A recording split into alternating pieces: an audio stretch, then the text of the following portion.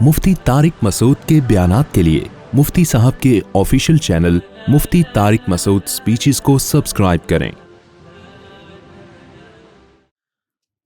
الحمد للہ نحمده ونصلي على رسوله الكريم اما بعد فاعوذ باللہ من الشیطان الرجیم بسم اللہ الرحمن الرحیم یا ایہا الذین آمنوا ادخلوا فی السلم کافة ولا تتبعوا خطوات الشیطان انہ لکم عدو مبین۔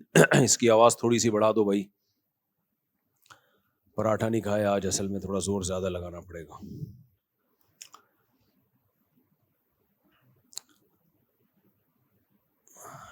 وقال النبی صلی اللہ علیہ وسلم الکیس من دان نفسه وعمل لما بعد الموت۔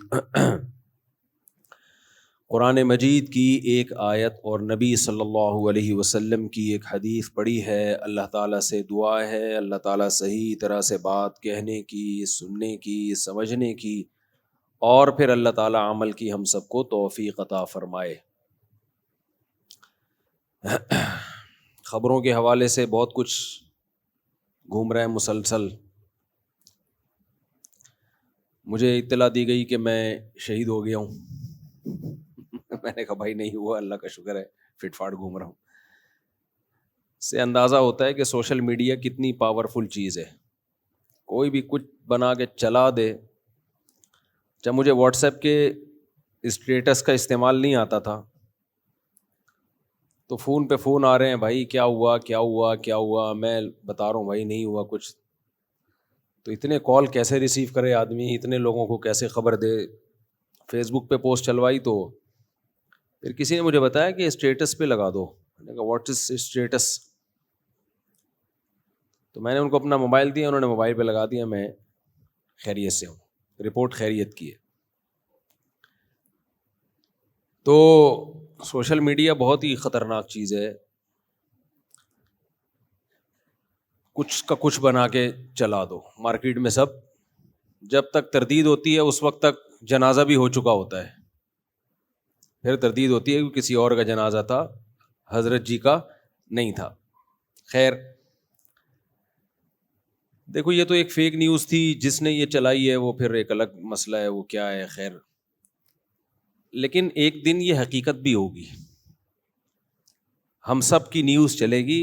آج رفیع بھائی کا انتقال ہو گیا، آج مفتی صاحب کا انتقال ہو گیا، آج باپ کا نام کیا ہے بھائی، اسامہ بھائی کا انتقال ہو گیا، سمیع بھائی کا انتقال ہو گیا، شہنشاہ شیر شاہ بھائی کا انتقال، اور شہید تو ویسے ہی شہید ہو یار، آج شہید بھائی شہید ہو گئے یا انتقال ہو گیا۔ یہ سوچنا چاہیے کہ ایک دن ہم میں سے ہر شخص کا سچی مچی میں انتقال ہوگا۔ یہ ایک اتنی بڑی حقیقت ہے جس سے ہم غافل ہیں۔ دیکھو، کسی کی موت زندگی کوئی بہت بڑا واقعہ نہیں ہے، یہ دنیا چل رہی ہے اسی پہ، پبلک پیدا ہو رہی ہے، اور پلیٹ فارم سے جب پرانی گاڑی نکلتی ہے تو نئی گاڑی آتی ہے۔ یہ تو چلتا رہے گا، لوگ مرتے رہیں گے، جیتے رہیں گے۔ خلق الموت والحیات، قرآن کہتا ہے میں نے موت اور زندگی کو پیدا کیا۔ ہم لوگ اس کو بہت اہمیت دیتے ہیں، لیکن اللہ کہتا ہے یہ ہوگا بھائی، پیدا اسی لیے کیا ہے، مارنے کے لیے۔ سب مریں گے، سب کی نیوز چلیں گی۔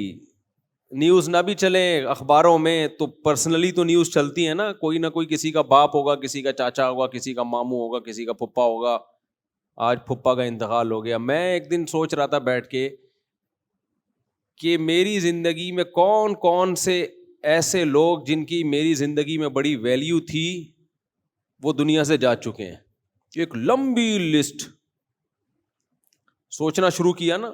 ہمارے پڑوس میں رہتے تھے ہمارے والد صاحب کے دوست، علاقے کے کونسلر بھی تھے، اسلام صاحب نام تھا ان کا، بہت اچھی پرسنالٹی تھی، ہم ان کے گھر جایا کرتے تھے، کھیلا کودا کرتے تھے۔ ایک دن خبر آئی اسلام صاحب کا انتقال ہو گیا، ہارٹ اٹیک ہو گیا۔ ارے بھائی اتنی بڑی خبر تھی ہمارے لیے وہ، یار ابھی تو کل تو بیٹھے ہوئے دیکھا تھا ان کو، ان کے بچے بھی، ان کے بیٹے بھی توقع نہیں تھی ان کو, بہت سخت اسٹریس میں گئے, ڈپریشن میں گئے. تھوڑے دنوں میں اجمیری بھائی ہمارے پڑوس میں رہا کرتے تھے, ہٹے کٹے جوان آدمی تھے, بالکل فٹ فاٹ, 35 سال عمر ہوگی.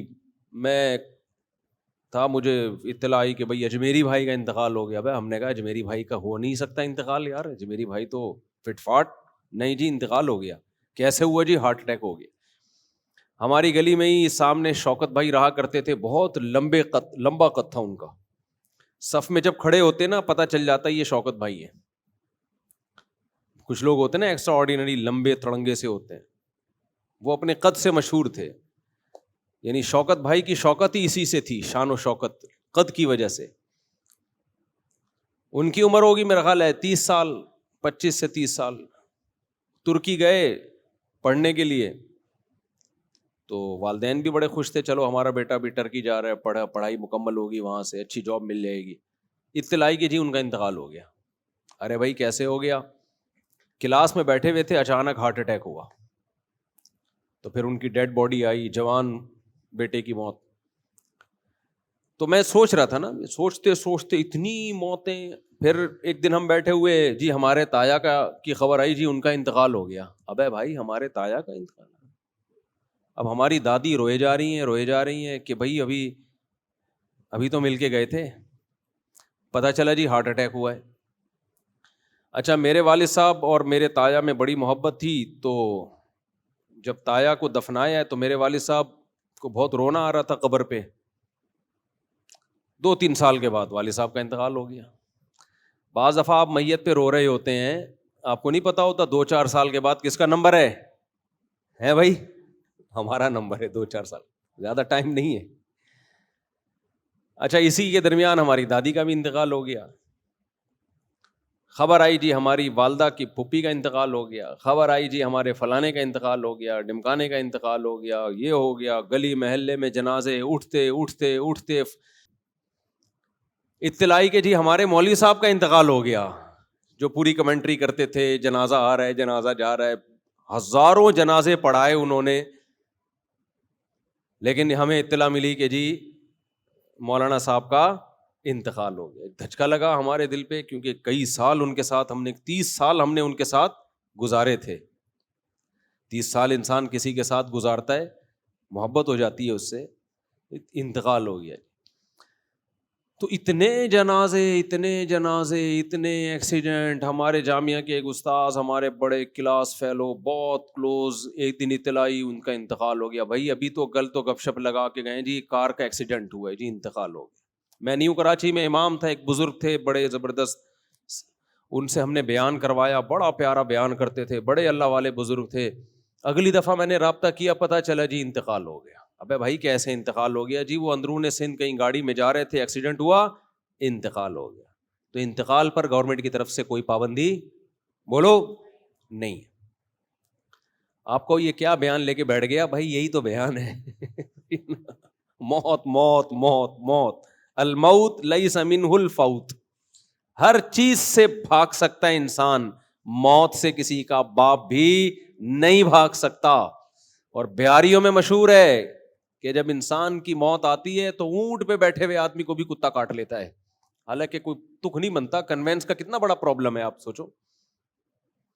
کتے کے لیے کنوینس کے بغیر اونٹ تک پہنچنا آسان ہے, کس قدر پرابلم کی چیز ہے نا. لیکن کتا پہنچ جاتا ہے بغیر کنوینس کے. باقاعدہ اس کو گاڑی لگوانی پڑے گی, کتے کو سیڑھیاں لگوانی پڑیں گی اوپر جانے کے لیے, لیکن پہنچ جاتا ہے. کتے کے قد کو دیکھو اور اونٹ کے دیکھو, لیکن جب انسان کی موت آتی ہے تو کتا پہنچ جاتا ہے وہاں تک. اور بھی بہت واقعات ہیں اپنی زندگی میں, فلاں کا انتقال, فلاں میری والدہ کا انتقال ہوا, والد صاحب کا انتقال ہوا, نانا کا انتقال ہوا, نانی کا انتقال ہوا. اور ابھی 2-4 منہ میں آنے لگے تھے, لیکن اللہ کا شکر ہے وہ زندہ ہیں. وہ بولیں گے ابھی ہمیں کیوں مار رہا ہے, اللہ ان کو زندگی دے. صحیح نا, ہماری دعائیں ہیں. تو میری بڑی ہمشیرہ کا انتقال ہوا, ان کی عمر بھی زیادہ نہیں تھی, بریسٹ کینسر ہوا. ایسے اسٹیج پہ پہنچ کے پتا چلا کہ بچنے کی امید ختم, ڈاکٹر نے بتا دیا بھائی یقینی موت ہے. کچھ دن پہلے ایک صاحب ملنے کے لیے آئے, تو ایسے ہڈیوں کے ڈھانچے بنے ہوئے تھے, جوان آدمی تھا, کہتا مجھے کینسر ہے اور ڈاکٹروں نے کہہ دیا کہ آپ کی موت واقع ہو جائے گی. بہت بیچارے کی حالت خراب تھی, اطلاع گئی 1-2 مہینے میں کہ اس کی انتقال ہو گیا ہے. تو بھائی بات یہ ہے کہ موت ایک ایسی چیز ہے جس سے ہم بھاگ نہیں سکتے, سب نے مرنا ہے. ڈاکٹر کیا کہتے ہیں, آپ دیکھیں یوٹیوب پہ جب سرچ کریں نا, اینٹی ایجنگ, بڑھاپے سے روکنے والی دوائیں, بڑھاپے سے روکنے والی خوراک, کہیں بھی یوٹیوب پہ لکھا ہوا ہوگا, فوراً دل چاہتا ہے انسان کلک کرے, یار کون سی چیز ہے جو ہمیں بوڑھا ہونے سے روک سکتی ہے. تو ساری دنیا کے سارے ڈاکٹر, سارے حکیم اس پر متفق ہیں کہ آپ بڑھاپے کے پروسیس کو سلو کر سکتے ہو, بریک بولو نہیں لگا سکتے. یہ نہیں ہو سکتا کہ بڑھاپے کو آپ نے بریک لگا دی, روک دیا, نہ نہ نہ. یہ ہو سکتا ہے کہ آپ نے 60 سال میں بوڑھا ہونا تھا تو بہت زیادہ صحت کا خیال کیا تو اب 70 میں بوڑھے ہو رہے ہو, بہت زیادہ خیال کیا تو 80 میں جا کے ہو رہے ہو. یہ نہیں ہو سکتا کہ 60 سال میں آپ رک جاؤ, آپ کا ایک بال سفید تھا تو اب ایک ہی رہے, نا نا نا نا نا. 40 سال کی عمر میں ایک بال سفید ہوتا ہے, جوان آدمی کہتا ہے یار ایک بال ہے نوچ کے نکال دو, پتہ ہی نہ چلے ہوا کیا. ایک دن اٹھتا ہے صبح کو دوسرا بال بھی سفید, کہتا ہے یار اس کو بھی نوچ لو, اب کیا ہے, اس کو بھی نوچا, پھر اتنے سفید, کہتے ہیں نوچاؤں گے تو گنجا ہو جاؤں گا بھائی. پھر وہ کلر لگانا شروع کرتا ہے, پھر نیچے سے سفید بال بتا رہے ہوتے ہیں کہ کلر ہے یہ, کیونکہ جب جڑوں سے بال اگتے ہیں نا وہ بتا رہے ہوتے ہیں کہ یہ اوریجنل نہیں ہے. مچھلی کھاتا ہے, یہ کھاتا ہے, وہ کھاتا ہے, جو مرضی کر لو میرے بھائی, ایک دفعہ جب سفیدی آنا شروع ہوئی, سفیدی کی بریکیں کیا ہیں, فیل. سفیدی کی بریکیں فیل ہیں, پھر نہیں ہوتی. تو پیغمبروں کی یہی تو دعوت ہے بھائی. یہ جو قرآن مجید کی آیت ہے نا, اولم نعمرکم ما یتذکر فیہ من تذکر وجاءکم النذیر, اللہ کہتے ہیں جب جہنمیوں کو جہنم کے کنارے پہ لایا جائے گا جہنم میں ڈالنے کے لیے, تو آگ کو دیکھ کے وہ کہیں گے نا کہ یہ تو بہت سخت عذاب ہے. تو اللہ جواب میں کیا کہیں گے, کیا ہم نے تمہیں اتنی عمر نہیں دی تھی جس میں نصیحت حاصل کرنے والا نصیحت حاصل کر لیتا, کیا ہم نے تمہیں اتنی ایج نہیں دی تھی. وجاءکم النذیر, اور تمہارے پاس, ادھر توجہ میرے بھائی, اور تمہارے پاس ڈرانے والا بھی آ گیا تھا. یعنی اللہ کہیں گے ہم نے تمہیں اتنی عمر دی تھی کہ جس سے تم نصیحت حاصل کرنا چاہتے تو نصیحت حاصل ہو جاتی, پتہ چل جاتا صحیح غلط کیا ہے. یعنی عقل سے بھی تم فیصلہ کر سکتے تھے, لیکن تمہارے پاس ایک ڈرانے والا بھی آیا تھا. اب یہ ڈرانے والا کیا ہے, تو مفسرین نے بہت سارے مصداق اس کے بیان کیے ہیں کہ بہت ساری چیزیں ہیں جو انسان کو ڈراتی ہیں کہ موت کا وقت اب قریب ہے, اب انسان کا بچہ بن جا. فرمایا ان میں نذیر میں نبی صلی اللہ علیہ وسلم بھی ہیں, نبی نے آ کے ہمیں ڈرایا بھی ہے, خوشخبریاں بھی دی ہیں.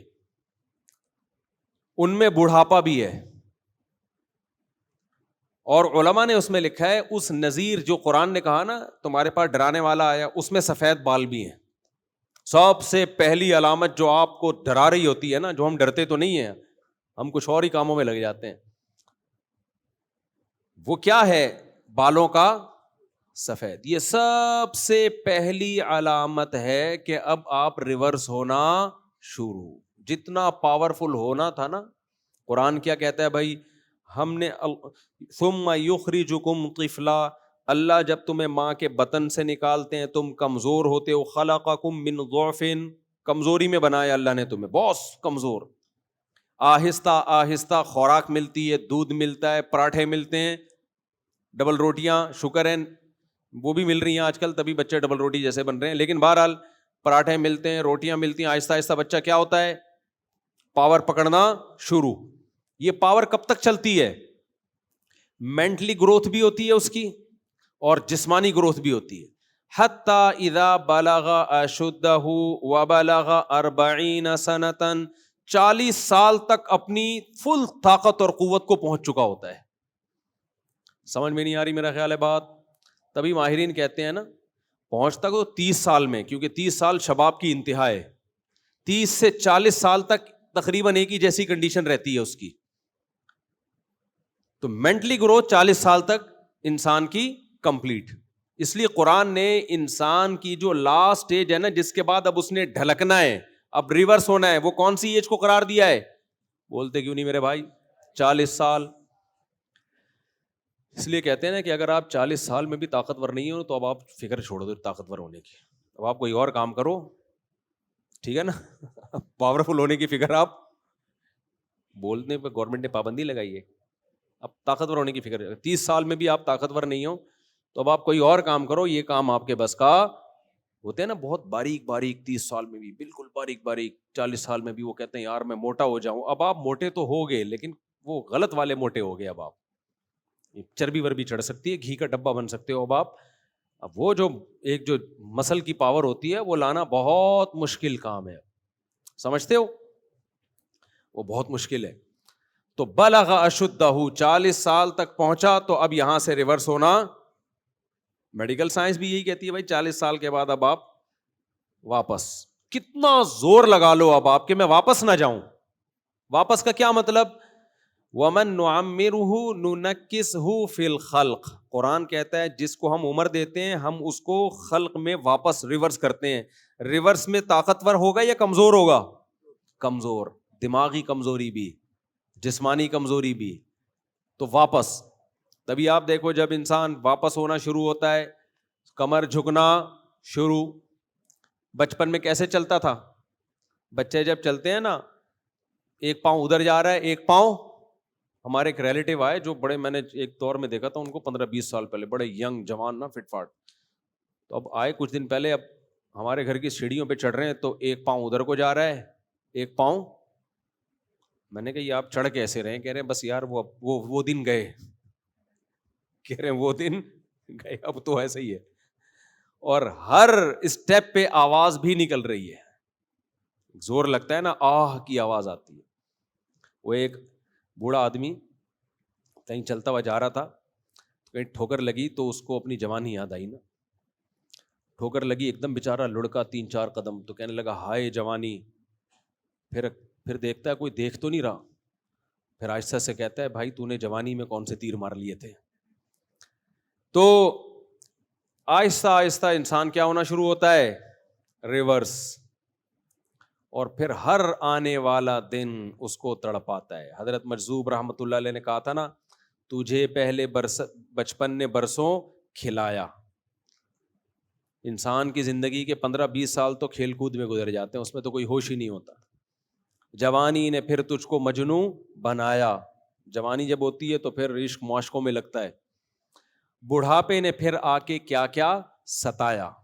سارے جو بل نکلنا شروع ہوتے ہیں وہ کب ہوتے ہیں؟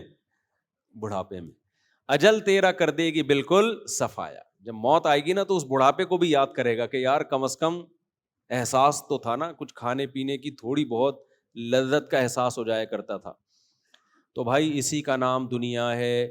اسی لیے آدم علیہ الصلاۃ والسلام سے لے کر سید الانبیاء محمد صلی اللہ علیہ وسلم تک تمام پیغمبروں نے ایک دعوت دی ہے، لا تحب الدنیا، دنیا سے محبت بولو مت کرو، دل مت لگاؤ دنیا سے. دیکھو کچھ گناہ تو ایسے ہیں جو سوسائٹی میں گناہ سمجھے جاتے ہیں، کچھ گناہ ایسے ہیں جو سوسائٹی میں گناہ سمجھے جاتے ہیں، کچھ گناہ ایسے ہیں جو اللہ کی نظر میں بہت بڑے جرم ہیں لیکن وہ گناہ سمجھے نہیں جاتے، حالانکہ زیادہ بڑے گناہ ہیں وہ، اور ان کے نقصانات بھی زیادہ ہیں. زنا ایک گناہ ہے لیکن لوگ اس کو گناہ سمجھتے بھی، وہ جملہ مکمل کرنا ہے آپ لوگوں نے. زنا ایک گناہ ہے، لوگ اس کو گناہ سمجھتے ہیں. کیوں نہیں ہے بھائی؟ ہیں. اتنے بھی کافر تھوڑی ہوئے ہیں لوگ کہ زنا کو حلال سمجھنا شروع کر دیں. یہ کہہ رہے ہیں نہیں ہے. زنا ایک گناہ ہے، لوگ اس کو کیا سمجھتے ہیں؟ گناہ. نماز چھوڑنا گناہ ہے، لوگ اس کو کیا سمجھتے ہیں؟ گناہ. حج فرض ہوا آپ نے نہیں کیا، یہ گناہ ہے، لوگ اس کو کیا سمجھتے ہیں؟ گناہ. داڑھی کاٹنا بھی معذرت کے ساتھ کیا ہے؟ گناہ ہے. اب تک تو گناہ سمجھتے تھے، اب کچھ اسکالر آ گئے جنہوں نے اس کو گناہ کی فہرست سے نکال دیا، ورنہ گناہ ہے، پہلے بھی تھا اب بھی ہے آئندہ بھی رہے گا, نبی کا حکم ہے. اسی طرح میرے بھائی بد نظری کرنا, فحش فلمیں دیکھنا یہ گناہ ہے, لوگ اس کو گناہ سمجھتے ہیں. سود کھانا گناہ ہے, لوگ اس کو گناہ سمجھتے ہیں. دنیا سے محبت بہت بڑا گناہ ہے, لوگ اس کو گناہ سمجھتے ہی نہیں ہیں.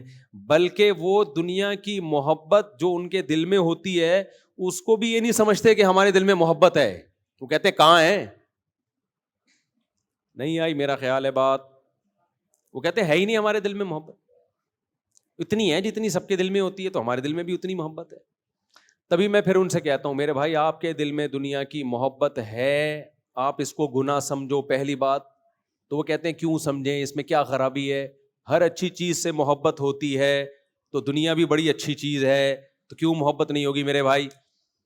اس کا مطلب ان کا کانسیپٹ محبت کے بارے میں کلیئر نہیں ہے.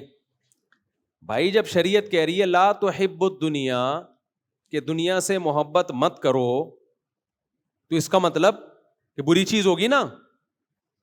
کیا ہو گیا میرے بھائی؟ تو اگر اس کے بارے میں آپ کو کوئی اشکال ہے کہ یار محبت نہ کرو, تو پھر کیسے چلیں دنیا میں؟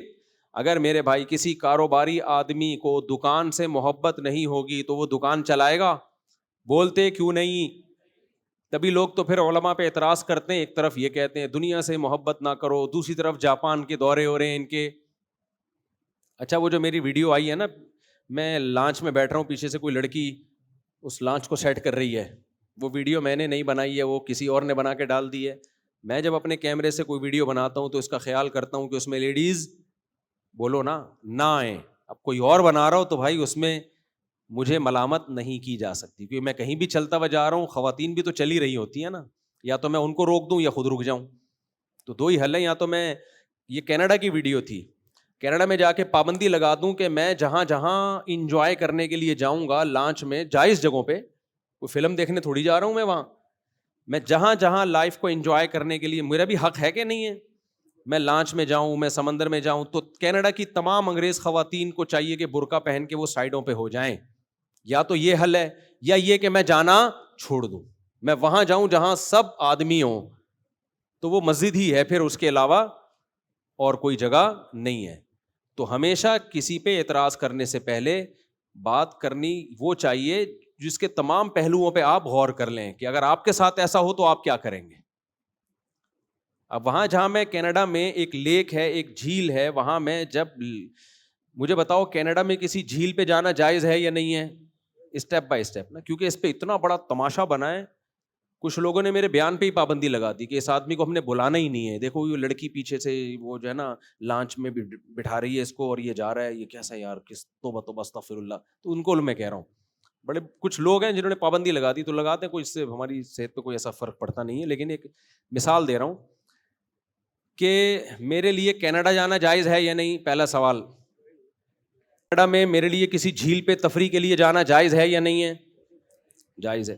اس میں لانچ میں بیٹھنا, وہ بھی مولویوں کے ساتھ, سارے مدرسے کے طلبہ تھے, یہ نہیں کہ چھپڑ میں کسی کو لے کے گھوم رہا ہوں میں وہاں پہ, سارے مولانا لوگ تھے, تبلیغی جماعت والے تھے, مدرسے کے طلبہ بھی مدرسے کے طلبہ تھے جنہوں نے میرے لیے گھمانے پھرانے کا انتظام کیا کہ ہم آپ کو گھمانے لے کے جائیں گے. تو لانچ میں انہوں نے مجھے, مولویوں نے بٹھایا, سارے دائیں بائیں مولوی, وہ نظر نہیں آ رہے, نظر کون آ رہی ہے ان سب کو؟ ایک لیڈی نظر آ رہی, تو ٹرکی تو یہ لوگ ہوئے. اچھا خیر, تو ان مولانا نے مجھے لانچ میں بٹھایا. میرے لیے اس لانچ میں بیٹھنا جائز تھا یا نہیں تھا؟ وہ لانچ کا اور اس پورا سیٹ اپ کا انتظام انگریز خواتین کے پاس تھا. تو اگر وہ پورا سیٹ اپ میرا ہوتا اور میں نے وہ لڑکیوں کے حوالے کیا ہوتا, تو آپ کہتے ہیں مفتی صاحب آپ مولوی ہو کے یہ کام کر رہے ہو. بھائی وہ کینیڈا کی گورنمنٹ ہے, تو وہ جو چاہے کرے, ہم اس کو پابند نہیں کر سکتے. بسوں میں بیٹھتے ہیں, جہاز میں بیٹھتے ہیں, تو کیا وہاں کوئی داڑھی مونچھ والے آدمی آتے ہیں چائے لے کے آپ کے سامنے؟ ایئر ہوسٹس آتی ہے نا. امریکہ میں ہم نے دیکھی ہیں جہازوں میں ایئر ہوسٹس بوڑھی بوڑھی, بالکل بوڑھی عورتیں, ان کو اس سے کوئی غرض نہیں ہے کہ جوان ہو یا بوڑھی ہو. وہ کہتے ہیں یار کام ہو, وہ کام کرتی ہیں. آپ چائے منگواؤ ٹھک کر کے چائے آئے گی, آپ نے پانی منگوانا ہے ٹھک کر کے پانی آئے گا. لیکن ہمارے ہاں جو کانسیپٹ ایئر ہوسٹس کا ہے کہ وہ ان کو پتا ہے کہ شاید کچھ اس کے بغیر شاید بیٹھیں گے نہیں لوگ, واللہ عالم, واللہ میں کسی پہ الزام نہیں لگا رہا, لیکن بہرحال. تو اب آپ کو جہاز میں بیٹھنا اس لیے جائز نہیں ہے کہ وہاں ایئر ہوسٹس چائے لے کے آتی ہے, تو بھائی پھر تو کہیں بھی بیٹھنا جائز نہیں آپ کے لیے, کہیں بھی جانا جائز نہیں ہے. تو اس لیے اعتراض کرنے سے پہلے کچھ تھوڑا سا سوچ لیا کریں, اپنے آپ کو اس جگہ رکھ کے سوچا کریں کہ مفتی صاحب کی جگہ اگر آپ وینکوور میں ہوتے اور آپ کو کوئی لیک پہ گھمانے کے لیے لے کے جاتا اور آپ کو کوئی لانچ میں بٹھاتا اور بٹھانے والی لڑکی ہوتی, تو آپ کیا کرتے؟ چھوڑ دیتے اس کو کہ چونکہ لڑکی بٹھا رہی ہے. حالانکہ لڑکی سے کوئی ہمارا لینا دینا تھا نہیں, وہ انگلش میں ٹھش پش بہت بول رہی تھی. جب زیادہ اس نے میرے ساتھ انگلش بولی ہے نا, تو میں نے ایک دوست سے بولا, میں نے کہا پنجابی میں پتہ نہیں کیا کیا بول رہی ہے, اس کو بولے انگلش میں بات کرے میرے سے. خیر, میں نے کہا گھنٹے سے پنجابی میں پتہ نہیں کیا کیا بول رہی ہے, اس کو بولو تمیز سے کس میں بات کریں, انگلش میں. اس کو نہیں سمجھ میں آیا کہ میں نے کیا کہا. خیر, اپنی بے عزتی چھپانے کے لیے میں نے کہا یہ, کیونکہ انگلش بولے جا رہی تھی اتنی فاسٹ, تو اس لیے میں نے پھر مذاق میں اس سے کہا کہ میں نے کہا اس کو بولو یہ پنجابی چھوڑ کے میرے سے کس میں بات کرے. آپ لوگ کی سمجھ میں نہیں آیا تو اس کی کیا سمجھ میں آیا ہوگا. خیر, تو اعتراض تو لوگ کرتے چلے جا رہے ہیں. تو ہاں, یہ ایک اعتراض بنتا ہے کہ ایسی ویڈیو جس میں اس طرح سلیو لیس ڈریس میں کوئی لڑکی ہو, ایسی ویڈیو یوٹیوب پہ نہیں ڈالنی چاہیے. یہ اعتراض بالکل درست ہے. تو اس کا جواب یہ کہ وہ میں نے نہیں ڈالی, وہ کسی اور نے بنا کے ڈال دی ہے. اور ایک اور بات سے بات چلتی ہے, یہ جو میری آج کل بہت زیادہ ویڈیوز آ رہی ہیں ٹک ٹاک پہ, یوں چلتا ہوا جا رہا ہوں, پھر یوں دائیں دیکھ رہا ہوں, پھر کلاس میں جا رہا ہوں, یہ میں نہیں بنا رہا, نہ مجھے یہ طرز عمل پسند ہے. اب ہر آدمی کے ہاتھ میں موبائل ہے. میں کلاس میں جاتا ہوں, کوئی طالب علم بنا رہا ہوتا ہے, میں نیچے جامعۃ الرشید کے پارک میں چائے پی رہا ہوں, وہاں سے کوئی طالب علم بنا رہا ہے, ہم روک روک کے تھک گئے ہیں, ابھی آہستہ آہستہ اس کو کنٹرول کر رہے ہیں. لیکن یہ کام میں نہیں کرتا, اور میں طلبہ سے کہتا ہوں یہ فنکاروں پہ, اداکاروں پہ یہ چیزیں سوٹ کرتی ہیں. اسٹائل مارنا, گاڑی میں بیٹھ رہے ہیں, گاڑی سے اتر رہے ہیں, پھر یوں جا رہے ہیں, پھر یوں اسٹائل مارا, یہ ایکٹروں پہ کے کام ہے. یہ علماء کے پہ سوٹ یہ چیزیں نہیں کرتی. تمیز سے زندگی گزارو, جو یہ شو بازی چھوڑ دو. تو یہ بھی میرا ٹک ٹاک پہ کوئی اکاؤنٹ ہے ہی نہیں, ٹک ٹاک پہ میرا کوئی اکاؤنٹ نہیں ہے. تو یہ سب لوگ کر رہے ہیں اپنے چینلوں کو گرو کرنے کے لیے, مجھے استعمال کیا جا رہا ہے کہ یوں آ رہے ہیں, یوں جا رہے ہیں, ایسے اسٹائل مار رہے ہیں. یہ میں نہیں کر رہا. خیر, ہم اپنے اصل موضوع کی طرف آتے ہیں. تو میں یہ عرض کر رہا تھا میرے بھائی کہ دیکھو, دنیا سے محبت یہ جرم ہے. اب سوال یہ پیدا ہوتا ہے کہ اگر دنیا سے محبت جرم ہے, اچھا دیکھو جتنے بھی گناہ ہیں نا, وہ ڈپریشن پیدا کرنے میں اتنے معاون مددگار نہیں ہے. دنیا سے محبت ایک ایسا گناہ ہے جو سب سے زیادہ اسٹریس اور ڈپریشن پیدا کرتا ہے. یہ کچھ گناہ ایسے ہیں نا جس کی سزا انسان کو دنیا میں ملتی ہے. کیا خیال ہے بھائی؟ ہیروئن پیو گے, آخرت میں ٹھکائی بعد میں ہوگی, دنیا میں سزا پہلے. وہ کیا سزا ہے؟ تھوڑے دنوں میں ہڈیوں کا ڈھانچہ بن جاؤ گے, کالا رنگ ہو جائے گا, منہ سے بدبو آئے گی, مرے ہوئے ملو گے کسی پائپ کے برساتی نالے کے اندر سے. یہ دنیا کی سزا ہے. کیا خیال ہے؟ جسم تڑپتا ہے, خراب ہوتا ہے. تو کچھ جرم ایسے ہیں جن کی سزا آخرت میں بعد میں ملے گی, دنیا میں پہلے جیسے نشے ہیں, جو نشہ کرتے ہیں ان کو دنیا میں بھی برباد ہو جاتے ہیں. ڈپریشن میں بہت زیادہ, یعنی ڈپریشن سے مراد دماغ خراب ہونا, جب نہیں ملتی تو پریشان ہوتے ہیں. تو ایسے ہی خوب اچھی طرح سمجھو, دنیا کی محبت ایک ایسا جرم ہے جس کی اللہ دنیا میں سزا دیتے ہیں. وہ سزا کیا ہے؟ ڈپریشن, اسٹریس, بے سکونی. اس لیے اگر اپنی زندگی کو خوشیاں بھری بنانا چاہتے ہو نا, جنت تو آخرت میں بعد میں ملے گی. دنیا کو اگر جنت بنانا چاہتے ہو تو اللہ رسول نے جو حکم دیا کہ دنیا سے محبت نہ کرو, اس حکم میں اللہ رسول کو فالو کرو. سمجھتے ہو کہ نہیں سمجھتے؟ اب سوال وہ گھوم پھر کے آتا ہے کہ بھئی یہ کیسے ممکن ہے کہ ہم دنیا سے محبت نہ کریں؟ اگر نہیں کریں گے تو دنیا کما سکتے ہیں پھر ہم کیا؟ بھائی انسان کو جس چیز کی طرف اٹریکشن ہوتی ہے اسی چیز کی طرف جاتا ہے, یا جس کی طرف اٹریکشن نہ ادھر جائے گا؟ ارے مجھے ایک بات بتاؤ, دو رشتے آئے آپ کے لیے, ایک چڑیل کا رشتہ آیا اور ایک خاتون کا رشتہ آیا, کس کی طرف جاؤ گے؟ چڑیل کی طرف جاؤ گے؟ حالانکہ وہ بھی تو لیڈیز ہی ہے, صرف جنات کی لیڈیز ہے وہ. جنات میں لیڈیز کو پیار سے کیا کہا جاتا ہے؟ چڑیل. ان کا پیار چڑیل, ایسے پیار سے یہی کہا جا رہا ہے, تو سو تو نفرت سے کیا کہا جاتا ہوگا؟ جنات میں کسی کو پیار سے چڑیل کہا جاتا ہے, تو سوچو نفرت سے کیا کہا جاتا ہوگا. خیر, تو جنات کی الگ دنیا ہے.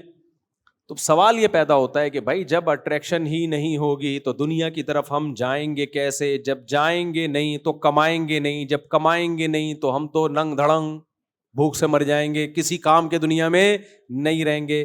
تو خوب سمجھ لو, ہر فیلڈ میں جو الفاظ ہوتے ہیں ان الفاظ کا مطلب الگ ہوتا ہے.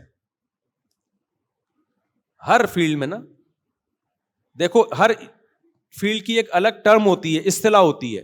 مثال کے طور پر, بھائی بچوں شور نہ کرو, بہت شور کی آوازیں آ رہی ہیں اوپر سے, کوئی سنبھالے یار بچوں کو ذرا اوپر سے, بہت زیادہ شور کی مسلسل آوازیں آ رہی ہیں اوپر سے. اب دیکھو ادھر, مثال کے طور پہ حکیم لوگ کہتے ہیں یہ چیز ٹھنڈی ہے, یہ چیز گرم ہے. انڈا کیا کہتے ہیں حکیم لوگ, ٹھنڈا ہوتا ہے گرم ہوتا ہے؟ گرم ہوتا ہے. بھائی انڈا گرم ہوتا ہے. اب آپ نے فریج سے انڈا نکالا, بالکل یخ ٹھنڈا تھا وہ, آپ نے کھایا, پیٹ خراب ہو گیا, حکیم کے پاس گئے, حکیم نے کہا کہ میں نے تمہیں کہا تھا گرم چیزیں مت کھانا. آپ کہیں گے حکیم صاحب میں نے تو فریج سے نکال کے کھایا, بالکل ٹھنڈا جما ہوا انڈا تھا. تو حکیم کہے گا آپ کھوپڑی کا علاج پہلے کرائیں, پیٹ کا علاج کیا خیال ہے بعد میں کرائیں. کہے گا بھائی ہم جب کسی چیز کو کہتے ہیں ٹھنڈا گرم تو اس کا مطلب وہ والا ٹھنڈا نہیں ہوتا کہ ٹیمپریچر کے لحاظ سے, وہ نارمل جب ٹھنڈا کا لفظ استعمال ہوگا تو اس سے ٹیمپریچر مراد ہوتا ہے. لیکن جب حکیموں کی ٹرم میں کوئی لفظ استعمال ہوگا تو ٹھنڈے کا مطلب کھیرا, ککڑی, سبزیاں, کدو, یہ ٹھنڈے ہیں. انڈا ہے, مچھلی ہے, اس طرح کی چیزیں وہ کیا کہلاتی ہیں؟ گرم کہلاتی ہیں. اس میں اختلاف ہے حکیموں کا کہ مچھلی گرم ہے یا ٹھنڈی ہے. بہرحال ہم نے کیا کرنا ہے, ہم تو کھاؤ, ہم اس چکر میں نہیں پڑتے کہ ٹھنڈا ہے کہ. ایک لکھنؤ والا جو ہے نا, لکھنؤ والا, وہ گیا کسی پھل والے کے پاس اور کہنے لگا آپ کے ہاں, اچھا وہ بیچارہ جو ریڑھی لگا کے کھڑا ہوا تھا وہ پنجابی تھا, پنجاب سے تعلق تھا اس کا, وہ اردو سے کیا, اس کو لکھنؤ والوں کی اردو سے کیا. تو لکھنؤ والا گیا کہ آپ کے ہاں یہ جو کینو مالٹے ہیں یہ وزنن بکتے ہیں یا عددن بکتے ہیں؟ وزن کا مطلب تول کے بکتے ہیں یا درجن کے حساب سے, عدد کے لحاظ.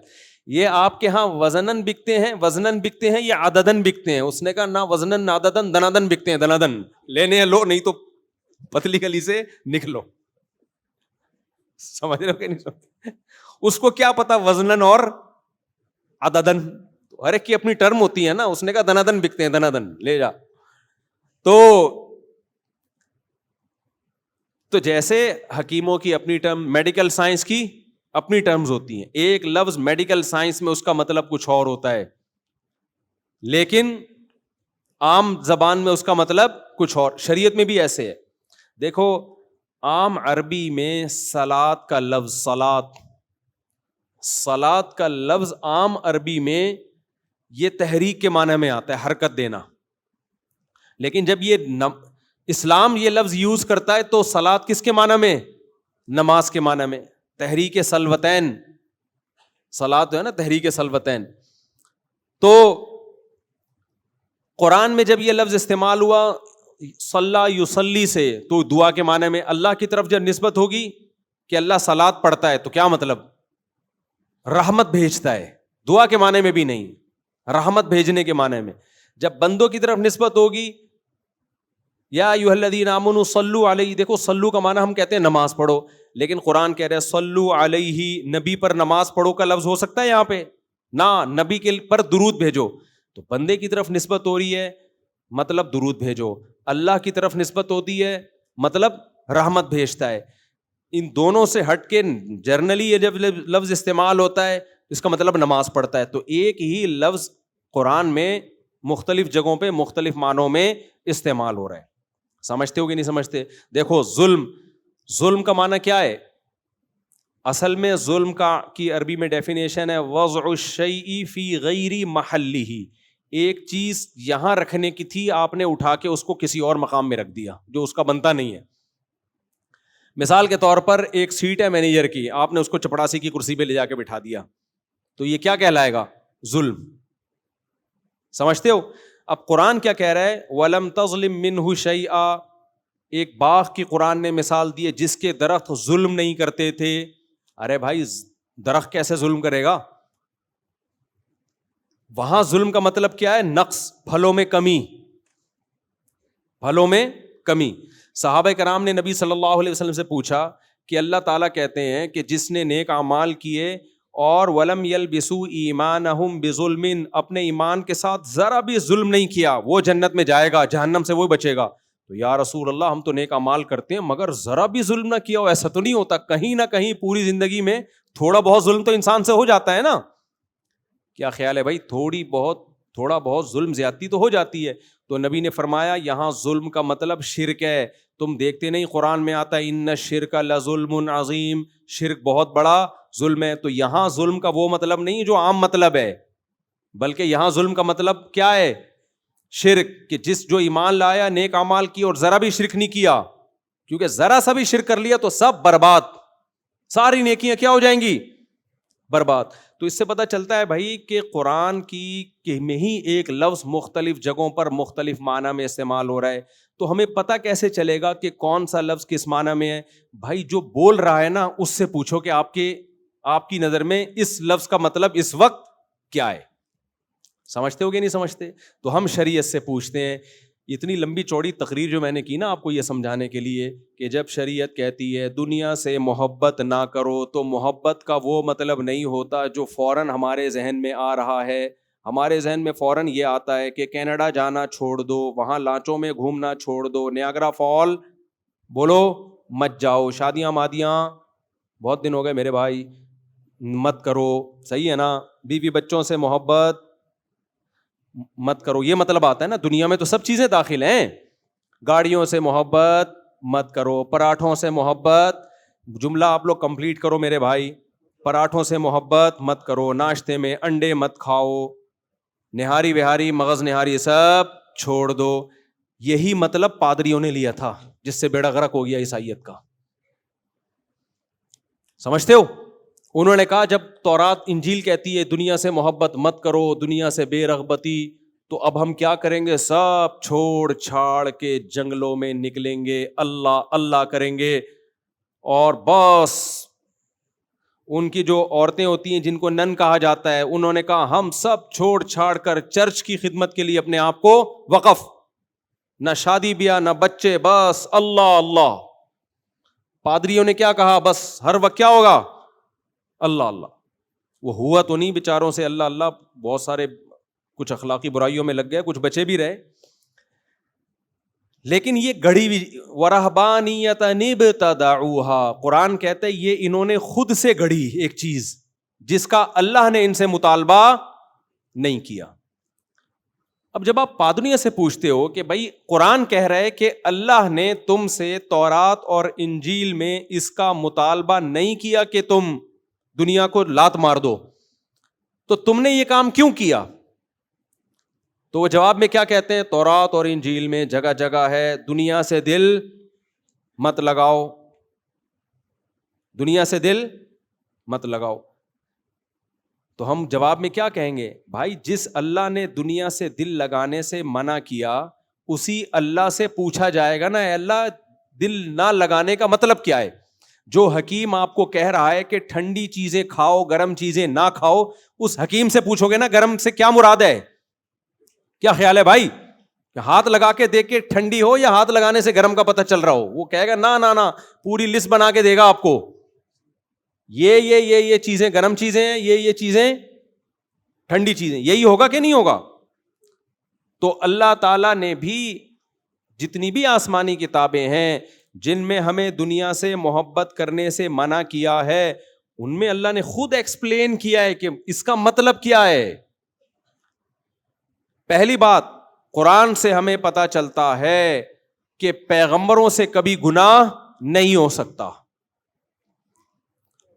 اگر دنیا سے محبت کا مطلب یہ ہوتا کہ دنیا رکھ نہیں سکتے آپ، اس کی طرف دل مائل نہیں ہو سکتا، تو قرآن سلیمان علیہ السلام کی بادشاہت، ان کی 100 بیویاں اور ان کے خادم اور ان کا تخت، اور تخت بھی اتنا لگژری، ایسا لگژری تخت کے ہیرے جواہرات اس میں جڑے ہوئے، اور ملکہ سبا دیکھ کے اس کے ہوش اڑ گئے، یہ کیا ہے بھائی؟ اور ایسا عالی شان محل جس میں وہ رہا کرتے تھے. تو دنیا کی محبت کا اگر یہ کانسیپٹ ہوتا جو پادریوں نے بنایا تو اس تصور میں کیا سلیمان علیہ السلام پورے اترتے ہیں؟ آپ لوگ مجھے لگ رہا ہے اب سب بھول بھلائیاں ہو گئے، جو بیان سننے کے آداب تھے وہ سب ختم ہو گئے، بھول گئے. جب نہیں ہو تو نہیں بولنا ہے آپ نے، ہاں ہو تو ہاں بولنا ہے، گردن ہلانی ہے، یوں کرنا ہے. کچھ مجھے رسپانس دیں گے تو مجھے لگے گا کہ کچھ آپ لوگ میرے ساتھ، میں نے پراٹھا نہیں کھایا تو آپ نے تو کچھ کھایا ہوگا نا. تو دوسری بات یہ کہ فطرت اللہ التی فطر الناس علیہا، اللہ کہتے ہیں اسلام انسان کی وہ فطرت ہے جس فطرت پہ اللہ نے انسان کو پیدا کیا. تو انسان کی فطرت مرغوب چیز دیکھ کے ہٹنا ہے یا اس کی طرف جانا ہے؟ جانا ہے. تو اسلام کیسے روک سکتا ہے ایک ایسی چیز سے جو آپ کی نیچر کے خلاف ہو؟ کیسے روک سکتا ہے بھائی؟ تو محبت کا مطلب کیا ہے؟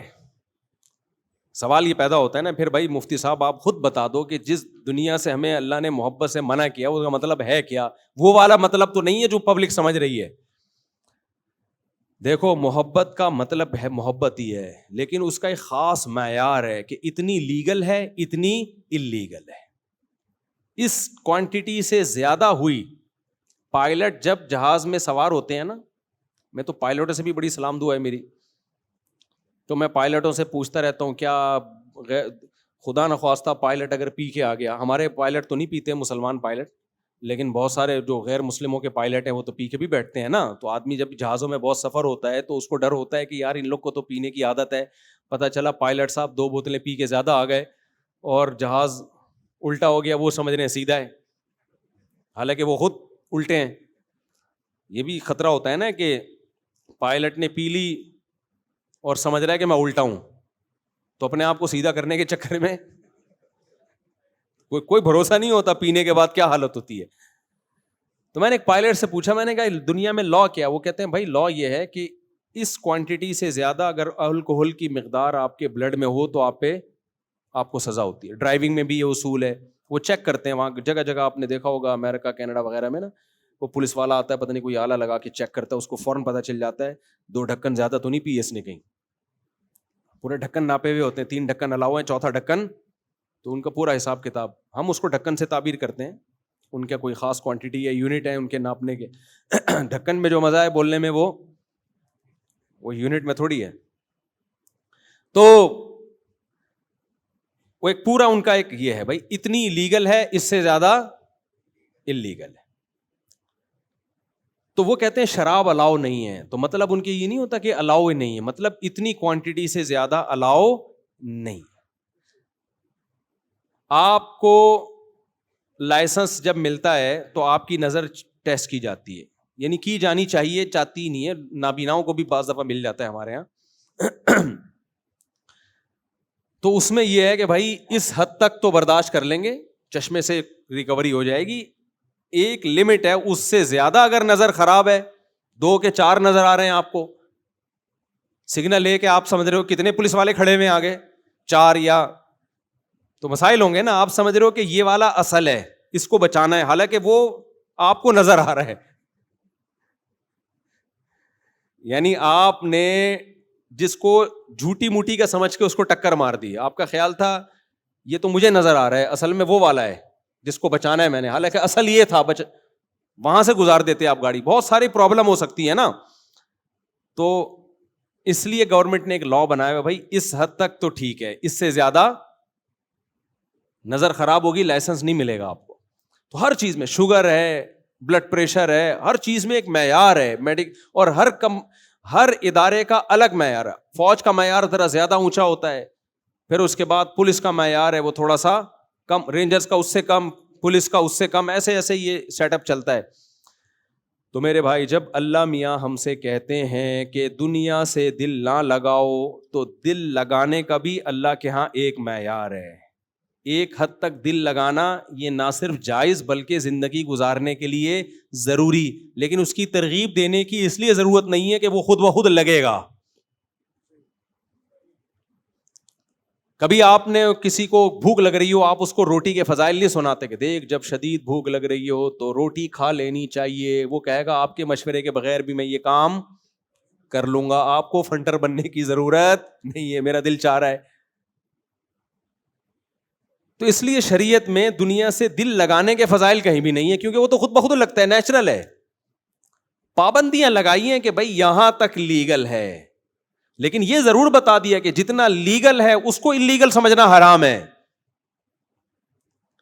جتنا لیگل دل لگانا ہے نا اتنا کیا ہے, لیگل ہے. اس پہ اگر کوئی پابندیاں لگاتا ہے تو وہ اللہ کی حدود کو کراس کرنے والا ہے.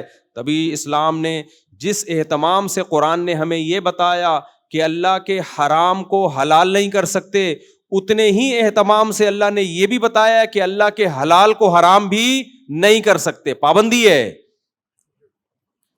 لوگ ہم سے آگے پوچھ رہے ہوتے ہیں نا, امام ابو حنیفہ رحمہ اللہ تعالی سے ایک مسئلہ پوچھا گیا, اس وقت کے فقہا کا اس میں اختلاف تھا. امام ابو حنیفہ کے نزدیک وہ جائز تھا. مسئلہ کیا تھا وہ میں بیان کروں گا تو یوٹیوب پہ ایک نئی جنگ چھڑ جائے گی نا, اس لیے میں اصل مدعا کو بیان کرتا ہوں, جو اس مسئلے سے سبق دینا مقصد ہے وہ ہے. امام حنیفہ کے نزدیک جائز تھا, باقی فقہا کیا کہتے تھے, اس کو ناجائز. اب کسی نے امام صاحب پہ الزام لگایا کہ ابے یہ لوگوں کو اجازت دے رہے ہیں, رخصتیں دے رہے ہیں, دیکھو وغیرہ وغیرہ نا. تو کسی نے ان سے کہا کہ جب آپ کی نظر میں یہ جائز ہے تو آپ خود کیوں نہیں یہ کام کرتے, اور اگر خود یہ کام نہیں کرتے تو ناجائز کیوں نہیں کہتے پھر اس کو. تو امام صاحب نے فرمایا, مجھے پورے الفاظ یاد نہیں ہے کیونکہ یہ عبارت پڑھے ہوئے بھی 20-25 سال ہو گئے دور حدیث میں, پورے الفاظ یاد نہیں ہے. غالباً یہ تھا کہ میرے ایک ہاتھ میں چاند رکھ دیں, سورج رکھ دیں, یا یہ کہ مجھے پوری دنیا کی دولت دے دیں, یعنی جتنا بھی مجھے فورس کریں, مجھے یہ کہلوا دیں کہ یہ جائز ہے, ناجائز ہے, تو میں اس کو ناجائز قرار نہیں دوں گا, کیونکہ میرا اجتہاد یہ کہتا ہے کہ اس کے ناجائز ہونے کی دلیل نہیں ہے. تو پورا زور لگا دو, میرے منہ سے یہ نہیں نکلوا سکتے کہ یہ ناجائز ہے, کیونکہ اگر میں یہ کہہ دوں گا, امام صاحب کی بات کا مطلب کیا کہ میں ایک چیز کو جائز سمجھ رہا ہوں اور میں لوگوں کے دباؤ میں یا تانوں میں آ کے اس کو ناجائز کہہ دوں گا, تو اللہ کے حلال کو حرام کرنا بھی کم درجے کا ظلم بولو نہیں ہے. یوٹیوب کے مسئلے میں نا لوگ ہم پہ یہی زور لگا رہے ہیں, کبھی ڈاکٹر صاحب کا بیان پیش کر رہے ہیں, کبھی فلانا کا بیان پیش کر رہے ہیں کہ یوٹیوب کی ارننگ کو ہم مفتی طارق مسعود صاحب حرام کہیں, پھر الزامات لگا رہے ہیں کہ ان کے اپنے چینل ہیں. ہم 20 دفعہ جواب دے چکے ہیں, بھائی ہمارا چینل تو بعد میں بنا ہے, ہمیں تو پتہ بھی نہیں تھا اس وقت جب ہم نے اس کا فتویٰ دیا جائز ہونے کا. تو وہ کیا ہے, فورس کر رہے ہیں. میں لوگوں سے کہتا ہوں بھائی ہمیں اس دلیل کا جواب دے دو, میں اسی وقت ناجائز کہہ دوں گا, 2 سیکنڈ بھی مجھے ناجائز کہنے میں نہیں لگیں گے. لیکن ایک چیز کو ہم جائز سمجھ رہے ہیں, ہم اس کو ناجائز کہتے ہیں پبلک کے پریشر میں آ کے, تو قیامت کے دن الٹے ہم لٹکے ہوئے ہوں گے, آپ لٹکے ہوئے نہیں ہوگے. سمجھتے ہو کہ نہیں سمجھتے؟ اور پھر اس کے علاوہ بہت ساری چیزوں کو اور بھی ناجائز قرار دینا پڑے گا. اب یہ ٹاپک چل گیا تو میں اس کو, کیونکہ لوگ پھر شارٹ کلپ بناتے ہیں, پہلے وہ امام صاحب کی بات مکمل کر لوں. تو امام صاحب نے کہا کہ مجھ سے یہ نکلوا دو نا کہ یہ ناجائز ہے, پوری ایڑی چوٹی کا زور بھی لگا دیا جائے گا, میں اس کو ناجائز نہیں کہوں گا. تو یہ مجتہد اور فقیہ کا کام ہوتا ہے کہ اگر وہ کسی چیز کو جائز سمجھ رہا ہے تو اس کے ناجائز قرار دینا بھی جرم ہے. جیسے ناجائز کو حلال کر دینا, حرام کو حلال کر دینا جرم ہے, ایسے ہی حلال کو حرام کر دینا بھی کیا ہے, بہت بڑا جرم ہے. مشرکین یہی جرم تو کیا کرتے تھے. حلال حرام کی اتھارٹی کس کے پاس ہے؟ صرف اور صرف اللہ کے پاس. اب میں ایک مثال دیتا ہوں یوٹیوب کی آمدن سے متعلق. لوگ مجھے کہہ رہے ہیں بنوری ٹاؤن کا فتویٰ ہے, دارالعلوم کرنگی کا تو کوئی اس بارے میں واضح فتویٰ موجود نہیں ہے.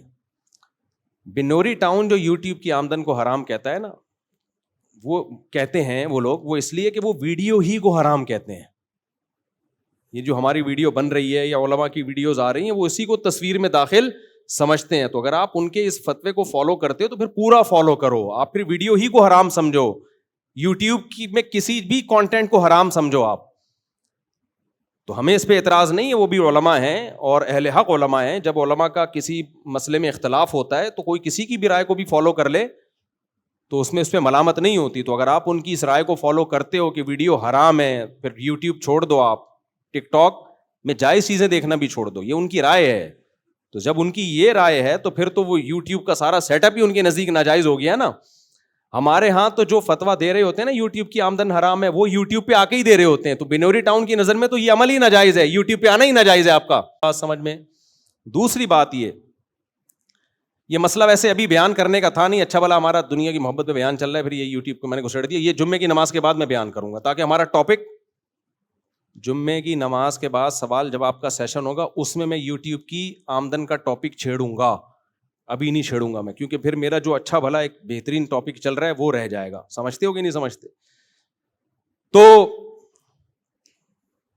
تو اللہ نے جو دنیا کی محبت سے منع کیا, میں نے عرض کیا کہ اس میں جو جائز چیز ہے اس پہ بھی پابندی لگانا اسلام میں حرام ہے.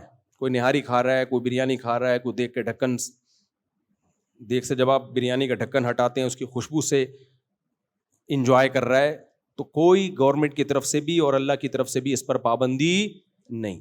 ہمارے حضرت مفتی رشید احمد صاحب رحمہ اللہ تعالیٰ کو اللہ نے بہت دولت دی تھی, تو ہمارے جب میری والدہ اور ہمارے گھر کی خواتین گئیں حضرت کے گھر نا, بیان ہوتا تھا تو حضرت کی اہلیہ سے ملی, تو انہوں نے بہت سونا پہنا ہوا تھا. ہمارے حضرت کی اہلیہ نے گولڈ بہت پہنا ہوا تھا, اور بھی بہت ساری خواتین گئیں, تو وہ سب آ کے کہنی بھائی یہ مولانا ہے, ان کی بیگم نے اتنا گولڈ پہنا ہوا ہے, یہ کس ٹائپ کے مولانا ہے؟ سمجھ میں آ رہی ہے؟ حضرت کی رائے یہ تھی کہ جب اللہ نے پیسہ دیا ہے تو میں گھر والوں کو گولڈ زیادہ پہناؤں گا. اور حضرت اسپیشل اس دن لازمی ان سے کہتے تھے پہنو جس دن خواتین بیان میں آئیں, تاکہ یہ جو کانسیپٹ مولویوں کے گھروں کا یا دینداروں کے گھروں کا ہے نا, اور یہ جو دنیا سے محبت کرنے کا جو کانسیپٹ ہے یہ کلیئر ہو کہ اس کا صحیح مطلب کیا ہے. اللہ نے اگر دولت دی ہے, نبی صلی اللہ علیہ وسلم نے ارشاد فرمایا, صحیح حدیث ہے, ان اللہ یحب ان یرا اثر نعمتہ علی عبدہ. میں پورے, آپ کہہ سکتے ہیں مفتی صاحب حدیث کا ریفرنس نمبر نہیں دے رہے بھائی جان, ہم پوری عربی کی حدیث پڑھ کے سنا رہے ہیں آپ کو, پوری عربی کی حدیث پڑھ کے سنا رہے ہیں نا. آپ گوگل پہ ٹھک کر لکھو, ٹھک کر کے آ جائے گی. لکھنے میں ٹائم ہوگا, آنے میں ٹائم نہیں لگے گا. پوری حدیث عربی میں پڑھ کے سنا رہا ہوں. ان اللہ یحب ان یرا اثر نعمتہ علی عبدہ. اس حدیث کا شان ورود کیا ہے؟ ایک صحابی نبی صلی اللہ علیہ وسلم کی خدمت میں آئے, پرا گندا لباس, بال بھی بکھرے ہوئے. ہم ہوتے نا جو ہم نے اسلام کا ایک کانسیپٹ بنایا ہوا ہے اپنی کھوپڑی میں, ہم کہتے بزرگ صرف یہی ہے. آج ایک ہم نے بزرگ دیکھا, کپڑے بھی صحیح نہیں پہنے ہوئے اور بال بھی کیا ہیں, میلے کچیلے اور بکھرے ہوئے. ہماری نظر میں کانسیپٹ کیا ہے؟ تبھی روحانی عامل جتنا میلا ہوگا نا اتنا زیادہ چلے گا. پھر روحانی عاملوں پہ آ گیا میں, اللہ معاف فرمائے. روحانی عامل جتنا گندا, جتنی انگوٹھیاں اس کی ہوں گی نا, بالکل چھچورے نہیں جیسے لیڈیز پنا, اس میں انگوٹھیاں 6 4 انگوٹھیاں یہاں ڈالی ہوئی ہوں گی, منہ میں پان, بڑی بڑی مونچھیں اور میلا بدبو, جتنا اور جتنی الٹی باتیں کرے گا جو سمجھ میں ہی نہ آئے. ان کے چینل آپ دیکھ لو, ان کے یوٹیوب پہ بیان سنو روحانی عاملوں کے, نہ سر نہ پاؤں, پتہ ہی نہیں چلتا بیان بول کیا رہا ہے. یہ پتہ نہیں مسٹنڈے بنے ہوئے لوگ بیٹھے ہوئے ہوتے ہیں, اور علماء مفتیان کرام بیٹھے ہوئے ہوتے ہیں اس کے سامنے, ایسے عاملوں کے سامنے مفتیان کرام بیٹھے ہوئے. وہ میں ان سے پوچھتا ہوں سمجھ میں آ رہا ہے؟ کہہ رہے ہیں بہت اوپر کی باتیں ہیں, بہت اوپر کی, کتنی بہت. اچھا, عاملوں کی ایک اور آپ کو بدماشی بتاؤں میں. جب آپ کسی عامل کے پاس جائیں گے نا تو وہ آپ کی آنکھوں میں آنکھیں نہیں ڈالے گا, تھوڑا سا کنارے پہ دیکھے گا یوں. جیسے آپ ہے نا, آپ آئے میرے پاس اور اللہ نہ کرے میں عامل ہوں, تو میں تھوڑا سا سائڈ پہ دیکھوں گا یوں. یہ ایک اسٹائل ہے ان کا, یہ ایکٹنگ ہے, ایسے کریں گے. یہ پھر یہ شو کرتے ہیں ہم آپ کے ہمزاد سے بات کر رہے تھے. یہ شو کرتے ہیں کہ ہم آپ کے موکل سے یا آپ کے ہمزاد سے بات کر رہے تھے, تو اس سے ہم نے اندازہ لگا لیا آپ پہ کیا ہے. ٹوٹل فراڈ ہے یہ, سمجھ لو ایکٹنگ ہے, کچھ بھی نہیں ہے. تو اس لیے جتنا میلا کچیلا عامل ہوگا نا مارکیٹ میں اتنا زیادہ ہٹ ہوگا وہ. خیر, اور جتنی لمبی لمبی پھینکے گا ہمزاد موکل, کہہ رہے ایک آپ ہو ایک آپ کا ہمزاد ہے. بھائی جب کوئی ایسی بات کر آپ بولو ٹوٹل میں یہی ہوں جتنا ہوں نا, کوئی ہمزاد میرے ساتھ نہیں ہے, کوئی موکل میرے ساتھ نہیں ہے. میں ٹوٹل جو ہوں پیدا اکیلا ہی ہوا تھا اور ٹوٹل اتنا ہی ہوں میں. باقی وہ جو حدیث میں آتا ہے ہر انسان کے ساتھ ایک جن ہے ایک فرشتہ ہے, وہ یہ ہمزاد نہیں ہوتے. وہ جن انسان کو شیطان ہے جس کو جن سے تعبیر کیا ہے, وہ برائیوں کی ترغیب دیتا ہے اور فرشتہ دل میں نیکی کے خیالات ڈالتا ہے. اس کا عاملوں سے کوئی تعلق نہیں ہے, اور عاملوں کو وہ فرشتے اور جنات لفٹ بھی نہیں کراتے. وہ تو اللہ نے ہر ایک کے ساتھ رکھا ہوا ہے. وہ تو برائیوں کی ترغیب دے گا, فرشتہ نیکیوں کی ترغیب دے گا. وہ دل پہ اثر ڈالتے ہیں اس کا. باقی ہم ٹوٹل یہی ہیں, ٹھیک ہے نا, ہمارے ساتھ الگ سے مزید کوئی چیز نہیں ہے. ہاں جب شادی ہوتی ہے تو ایک چیز لگ جاتی ہے آپ کے ساتھ جس کو بیگم کہا جاتا ہے. وہ پھر پوری زندگی کے لیے آپ کے ساتھ ہمیشہ کے لیے لگ گئی. تبھی میں کہتا ہوں کہ باہر جب جو لوگ جاب کے لیے جاتے ہیں بیگم کو ساتھ لے کے جایا کرو. وجہ اس کی یہ کہ اللہ نے کہا وصاحبتہ وبنیہ, اللہ نے بیوی کو صاحبہ کہا ہے, ساتھ رہنے والی. ماں کو بھی صاحبہ نہیں کہا, باپ کو بھی صاحبہ نہیں کہا, بھائی کو بھی, بہن کو بھی, اولاد کو بھی نہیں. بیوی کو کیا کہا؟ صاحبہ. اس کا مطلب یہ پھلترو کی طرح ہمیشہ کے لیے چپک گئی ہے. خواتین کو غصہ آتا ہے میرے اس لفظ پہ, لیکن بھائی میں تو تعریف میں کہہ رہا ہوں نا, یہ چپک گئی ہے. پھلترو اس لیے کہتا ہوں کہ جو کپڑوں پہ بعض دفعہ نا ریشمی کپڑوں پہ ایک دھاگا چپک جاتا ہے, دیکھا ہوگا بعض دفعہ. بچپن میں ایسا بہت ہوتا تھا, تو ہم کیا کرتے تھے, اس دھاگے کو ہٹایا, ہاتھ سے چپک گیا. اب دوسرے ہاتھ سے پکڑا, اس پہ چپک گیا. وہ کرنٹ ہوتا ہے اس میں نا. پھر یوں یوں کیا, ادھر چپک گیا. پھر یوں کیا, ادھر چپک گیا. اس سے جان چھوڑانا, مرو گے تو جان چھوٹے گی اس سے, یا نہا کے آ جاؤ. تو وہ پھلترو کہلاتا ہے, اس کالڈ پھلترو. تو اسی طرح جب شادی ہو گئی تو بیگم کو اللہ نے کیا بنا دیا, آپ کے ساتھ چپکا دیا. اب 2-2 سال کے لیے سعودی عرب جا رہے ہو جاب کرنے کے لیے, پوری زندگی آپ بیگم یہاں ہے. یہ شریعت نہیں ہے بھائی, یہ شریعت کا مزاج نہیں ہے. اس کو ساتھ لے کے جاؤ. خیر, تو کیا بات کر چل رہی تھی یار, جلدی سے سمیٹیں. عاملوں پہ تو میں آ گیا تھا, وہ تو میں ہر بیان میں آتا ہوں, کوئی نئی بات تھوڑی ہے. دنیا سے محبت کی بات چل رہی تھی کہ ایک لمٹ ہے, اس سے کم کم جائز ہے. کیونکہ اگر وہ محبت بالکل بھی نہیں ہوگی تو ہم تو رہبانیت کی طرف چلے جائیں گے, کمانا چھوڑ دیں گے, بیوی بچوں کی فکر چھوٹ جائے گی, محبتیں مارکیٹ سے شارٹ ہو جائیں گی, زندگیاں خراب. تو میں حدیث سنا رہا تھا کہ نبی صلی اللہ علیہ وسلم کے پاس ایک صحابی آئے, پراگندہ حال, پراگندہ بال, لباس بھی پراگندہ. آپ نے فرمایا کیا اللہ نے تمہیں دولت نہیں دی ہے؟ فرمایا ہاں. تو آپ نے فرمایا ان اللہ یحب ان یرا اثر نعمتہ علی عبدہ, اللہ یہ چاہتے ہیں کہ جو اللہ نے تمہیں نعمت دی ہے اس کے اثرات تمہاری باڈی سے, تمہارے لباس سے نظر آئیں. اس لیے علماء, حضرت حکیم علماء رحمہ اللہ نے لکھا ہے کہ مالداروں کا لباس تھوڑا اعلیٰ کوالٹی کا ہونا چاہیے. غریب آدمی کے پاس اگر اچھی کوالٹی کے پیسے نہیں ہیں تو ٹھیک ہے, وہ کم درجے کا لباس پہنے. مالدار کے پاس اگر ہے تو اس کا لباس کیا ہونا چاہیے؟ اعلیٰ. آپ کہہ سکتے ہیں اس سے تو سوسائٹی میں فرق ہوگا, اس سے معاشرے میں کیا ہوگا؟ فرق. یہ دولت مند ہے, یہ غریب ہے, کوئی ایسی بات نہیں ہے. اللہ یہ فرق چاہتے ہیں, یہ فطرت کا حصہ ہے, یہ آج سے نہیں ہے, ہمیشہ سے ہے. دولت مند لوگوں کا پوشاک لباس اعلیٰ ہوتا ہے, غریبوں کا کیا ہوتا ہے؟ کم. اب سوال پیدا ہوتا ہے اس فرق کی وجہ سے تو غریب بیچارہ احساس کمتری میں جائے گا. بالکل ضرورت نہیں ہے احساس کمتری میں جانے کی.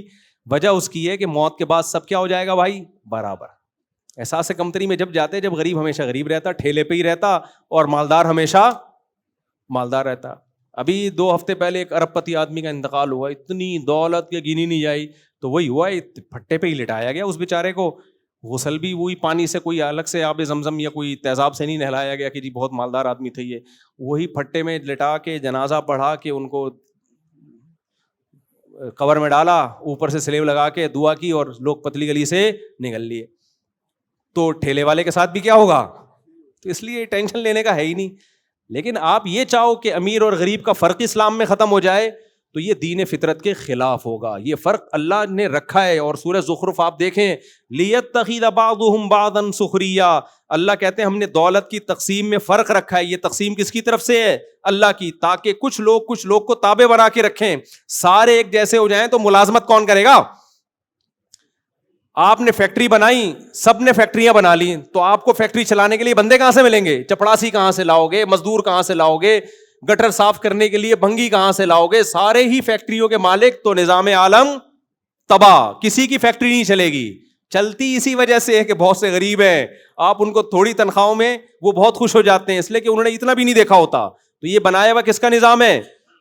یہ اللہ کا نظام ہے. تو اس لیے شریعت کا مزاج ہے جب دولت ہے تو وہ لباس پوشاک اور سواری سے جھلکنی چاہیے. باقی اس پر ایک مشہور اشکال ہوتا ہے, پھر ہمارے نبی کے لباس پیون زدہ کیوں ہوتا تھا, حضرت عمر کا لباس پیون زدہ کیوں ہوتا تھا؟ اس کا جواب یہ ہے کہ ہمارے نبی نے دولت رکھی نہیں ہے, مسکینی میں زندگی گزاری ہے. ہم ان دولت مندوں کی بات کر رہے ہیں جن کے اکاؤنٹ میں پیسے پڑے ہوئے ہوتے ہیں کپڑے خریدنے کے, اور وہ پھر بھی پھٹے ہوئے کپڑے پہنتے ہیں. اس کی اسلام میں مثال نہیں ملتی ہے. سمجھتے ہو کہ نہیں سمجھتے؟ یا تو آپ بھی ایسے ظرف پیدا کرو سید الانبیاء صلی اللہ علیہ وسلم کی طرح غربت اور مسکنت کے راستے کو اختیار کرو. جتنی دولت آئی ساری خرچ کر دو, شام کو کھانے کو روٹی بھی نہ ہو, اور کپڑے پھٹ جائیں تو سوئی دھاگا بھی نہ ہو سینے کے لیے. ایسا ہو تو پھر ٹھیک ہے بھائی, پھر کوئی اعتراض نہیں ہے, لیکن ایسا ہوتا نہیں ہے. لاکر میں بھی پیسے رکھے ہوئے ہوتے ہیں, بینک میں الگ پیسے رکھے ہوئے ہوتے ہیں.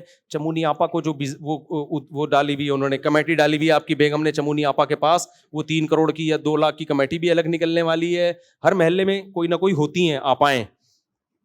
اب تو محلے داریاں ختم ہوتی جا رہی ہیں, ورنہ ہم جب چھوٹے تھے ہر محلے میں ایک فسادی عورت بھی ہوتی تھی, ایک رشتے کرانے والی بھی ہوتی تھی, اور کمیٹی والی بھی ہوتی تھی.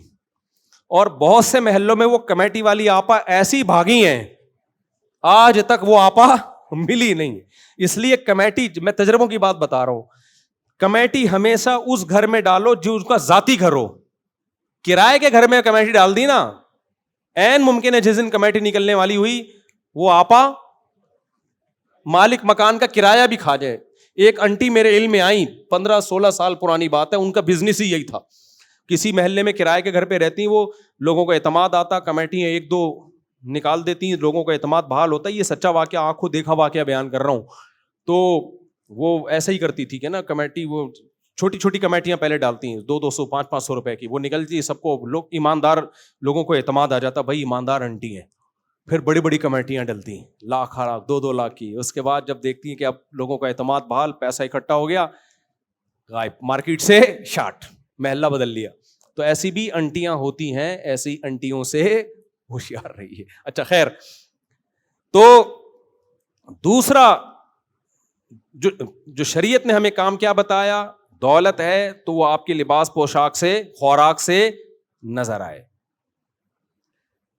پھر محبت کا مطلب کیا ہے بھائی؟ بہت آسان مطلب ہے. اللہ نے کہا دنیا سے محبت ختم نہیں کرنی ہے, ایک لمٹ, وہ لمٹ بہت اس کو قرآن نے نا مختلف الفاظوں سے مختلف جگہوں پہ تعبیر کیا ہے, مختلف مثالوں سے سمجھایا کہ کتنی لیگل ہے اور کتنی اللیگل ہے. ایک جگہ اللہ نے فرمایا, چونکہ وقت تھوڑا ہے میں وہ بات کر کے بیان ختم کرتا ہوں. فرمایا فَأَمَّا مَنْ طَغَى وَآثَرَ الْحَيَاةَ الدُّنْيَا, جس نے سرکشی کی اور دنیا کو آخرت پہ ترجیح دے دی. دنیا کو آخرت پہ, بولو, اسے پتا ہے کہ دنیا مسافر خانہ ہے, یہاں سے ایک دن ہم نے جانا ہے. اس کے باوجود وہ دنیا سے اتنا دل لگانا شروع کر دے کہ اللہ سے, اللہ کے رسول سے, آخرت سے غفلت پیدا ہونا شروع. فَإِنَّ الْجَحِيمَ هِيَ الْمَأْوَى, یہ وہ شخص ہے جو دنیا مردار کا غلام ہے اور اس کا ٹھکانہ جہنم کی آگ ہے. ترجیح کا مطلب کیا ہے؟ جب مقابلہ ہوتا ہے تو ترجیح ہوتی ہے, کمپیئر. نماز کا ٹائم ہے اور دکان پہ لوگوں کا ایک اچھا خاصا کراؤڈ ہے, آپ اس کراؤڈ کو چھوڑ کر مسجد آتے ہو, چھوڑ دیتے ہو اپنے پروفٹ کو. اس کا مطلب آپ دنیا کو اتنی ہی ویلیو دیتے ہو جتنی ویلیو کے وہ قابل ہے. آپ کو پتا ہے یہ کمبخت جو کسٹمر کی لائن لگی ہوئی ہے, جب میں مروں گا یہ قبر میں میرے ساتھ اندر نہیں گھسیں گے, اور یہ جو میں کسٹمر سے اضافی جو پیسہ کما لوں گا یہ قبر میں میرے کام نہیں آئے گا. کیا کما لوں گا بھائی؟ کتنی بلڈنگیں بنا لوں گا, قبر میں کیا چیز کام آئے گی بھائی؟ نماز کام آئے گی. کل ایک تاجر ملے, بہت اللہ نے دولت دی ان کو, بہت دولت دی. ایسے لوگوں سے میں ملتا ہوں, غریب بھی ایسے کہ کھانے کو روٹی نہیں ہو رہا, ایسے دولت مند کہ نوٹ گنے نہیں جاتے ان سے, ہوش اڑ جائیں آپ. تو کہنے لگے بھائی میں نے دنیا بہت کما لی, دین کے لیے کیا کر سکتا ہوں میں, مجھے اپنی قبر کی فکر ہو گئی ہے. مجھے بڑی خوشی ہوئی کہ چلو یار مسلمان کسی نہ کسی موڑ پہ تھوڑا سا اس کو خوف آ ہی جاتا ہے, کہیں نہ کہیں آ کے اس کو اٹکتا ہے کہ بھائی یہ کتنی بڑی نعمت ہے. کافر کو یہ خیال بھی نہیں آتا, وہ خودکشی کی طرف جاتا ہے جب موت کا تصور دماغ میں آتا ہے. جب مسلمان کو موت کا تصور آتا ہے خودکشی کی طرف نہیں جاتا, وہ قبر بنانے کی میں لگ جاتا ہے کہ یار اب آخرت کے لیے کچھ کرو. ایک دفعہ امریکہ سے کسی کا فون آیا, اس زمانے میں فون کافی اٹھا لیا کرتا تھا. وہ صاحب کہنے لگے میں نے بہت پیسہ کمایا, بہت عیاشی کی, اور کہنے لگے کوئی یتیم ہو تو مجھے بتا دو, میں زندگی بھر اس کی کفالت کرنا چاہتا ہوں. اور پھر رونے لگے, کہتے ہیں یار کوئی ایک نیکی تو کر کے جاؤں نا میں, کوئی ایک نیکی. تو کہنے لگے کوئی طالب علم ہو یتیم, اس کی ساری زندگی جو دین کی خدمت کرے, ساری زندگی کا خرچہ میں اٹھانے کے لیے. مجھے اس کے جذبے پہ بہت خوشی ہوئی.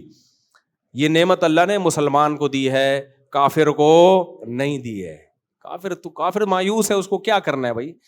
مسلمان کو ڈائریکشن تو پتا ہے نا, جانا کدھر ہے میرے بھائی, جانا تو بہرحال مٹی کے نیچے ہی ہے. تو اللہ نے کیا کہا بھائی, آثر الحیات الدنیا, جب دنیا اور آخرت میں ٹکراؤ ہوگا تو دنیا مردار کا عاشق کس کو ترجیح دیتا ہے؟ دنیا کو. کہتے ہیں آخرت کو چھوڑ دو. اور آخرت کا عاشق کس کو ترجیح دیتا ہے؟ او بھائی ایسی 20 دنیاؤں پہ 100 دفعہ لات. ہمارے حضرت مفتی رشید احمد صاحب کے ایک مرید تھے. اچھا بعض دفعہ نا اپنی تربیت کے لیے حلال سے بھی کچھ وقت کے لیے اجتناب کرنا پڑتا ہے, اپنی تربیت کے لیے. دیکھو اللہ نے جو لمٹ بنائی ہے نا, ایک تو یہ کہ دنیا کی وجہ سے کوئی حرام کام نہ ہو. اگر حرام کی طرف جا رہے ہو تو یہ دنیا کی محبت لمٹ سے زیادہ. اسی طرح دنیا کی محبت میں اعتدال سے تجاوز نہ ہو دنیا کمانے میں. اگر اعتدال سے ہٹ گئے تو یہ بھی کس کی علامت ہے کہ آپ کے دل میں دنیا کی محبت ہے. اعتدال کا مطلب کیا؟ آپ کی صحت زیادہ ویلیو ہے یا پیسوں کی زیادہ ویلیو ہے؟ ساری دنیا کے شریعت سے بھی پوچھو, اسلام کہتا ہے صحت پہلے, دولت بولو بعد میں.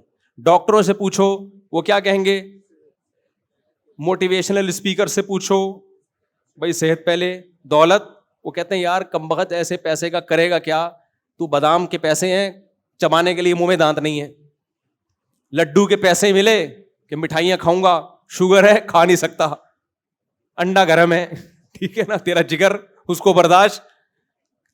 تو ایسے پیسوں بہت سے لوگ ہیں, بہت پیسہ ہے, نہ کھا سکتے ہیں, نہ چل سکتے ہیں, نہ سو سکتے ہیں, نیند کی گولیاں کھا کھا کے سو رہے ہیں. دنیا کے سارے عقل مند کہتے ہیں سب سے پہلے صحت. آئی بات سمجھ میں؟ اس کے بعد ریلیشن. دیکھو انسان کو دولت سے زیادہ ضرورت کس کی ہے؟ ریلیشن کی, کیونکہ انسان تنہا پیدا نہیں ہوا. فجعلہ نسبا وصہرا, اللہ کہتے ہیں ہم نے تمہیں نسب والا بنایا. جب اللہ نے والا بنا دیا, نسب والا یعنی ددیال ننیال اور سسرال, یہ جب 3 خاندان والا بنا دیا, اللہ کہہ رہا ہے, اور اللہ جو بات کہے گا وہ نیچر ہی کی بات ہوگی.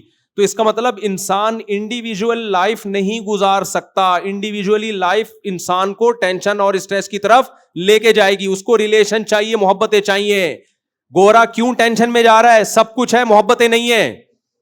ابے جس قوم میں بیوی اپنی چائے خود بناتی ہو, میاں اپنی چائے خود بناتا ہو, وہ بیوی کو اپنے خرچے پہ ایک چائے کی پیالی پلانے کو تیار نہ ہو. ہمارے یہاں گرل فرینڈ پہ جائیدادیں لٹاتی جاتی ہیں, بیوی تو اگلی چیز ہے. گورا گرل فرینڈ کو اپنے خرچے پہ ایک ٹافی نہیں کھلاتا تو ریلیشن ملے گا؟ وہ کہے گی بھائی اپنے فائدے کے لیے, میں اپنے فائدے کے لیے, ریلیشن ختم. تو تبھی تو پھر بےچارے اسٹریس میں جاتے ہیں, محبتیں ختم. کتوں سے محبت ملتی ہے. میں نے پورا ولاگ بنایا تھا کتے پہ, وہ دیکھا تھا آپ لوگوں نے؟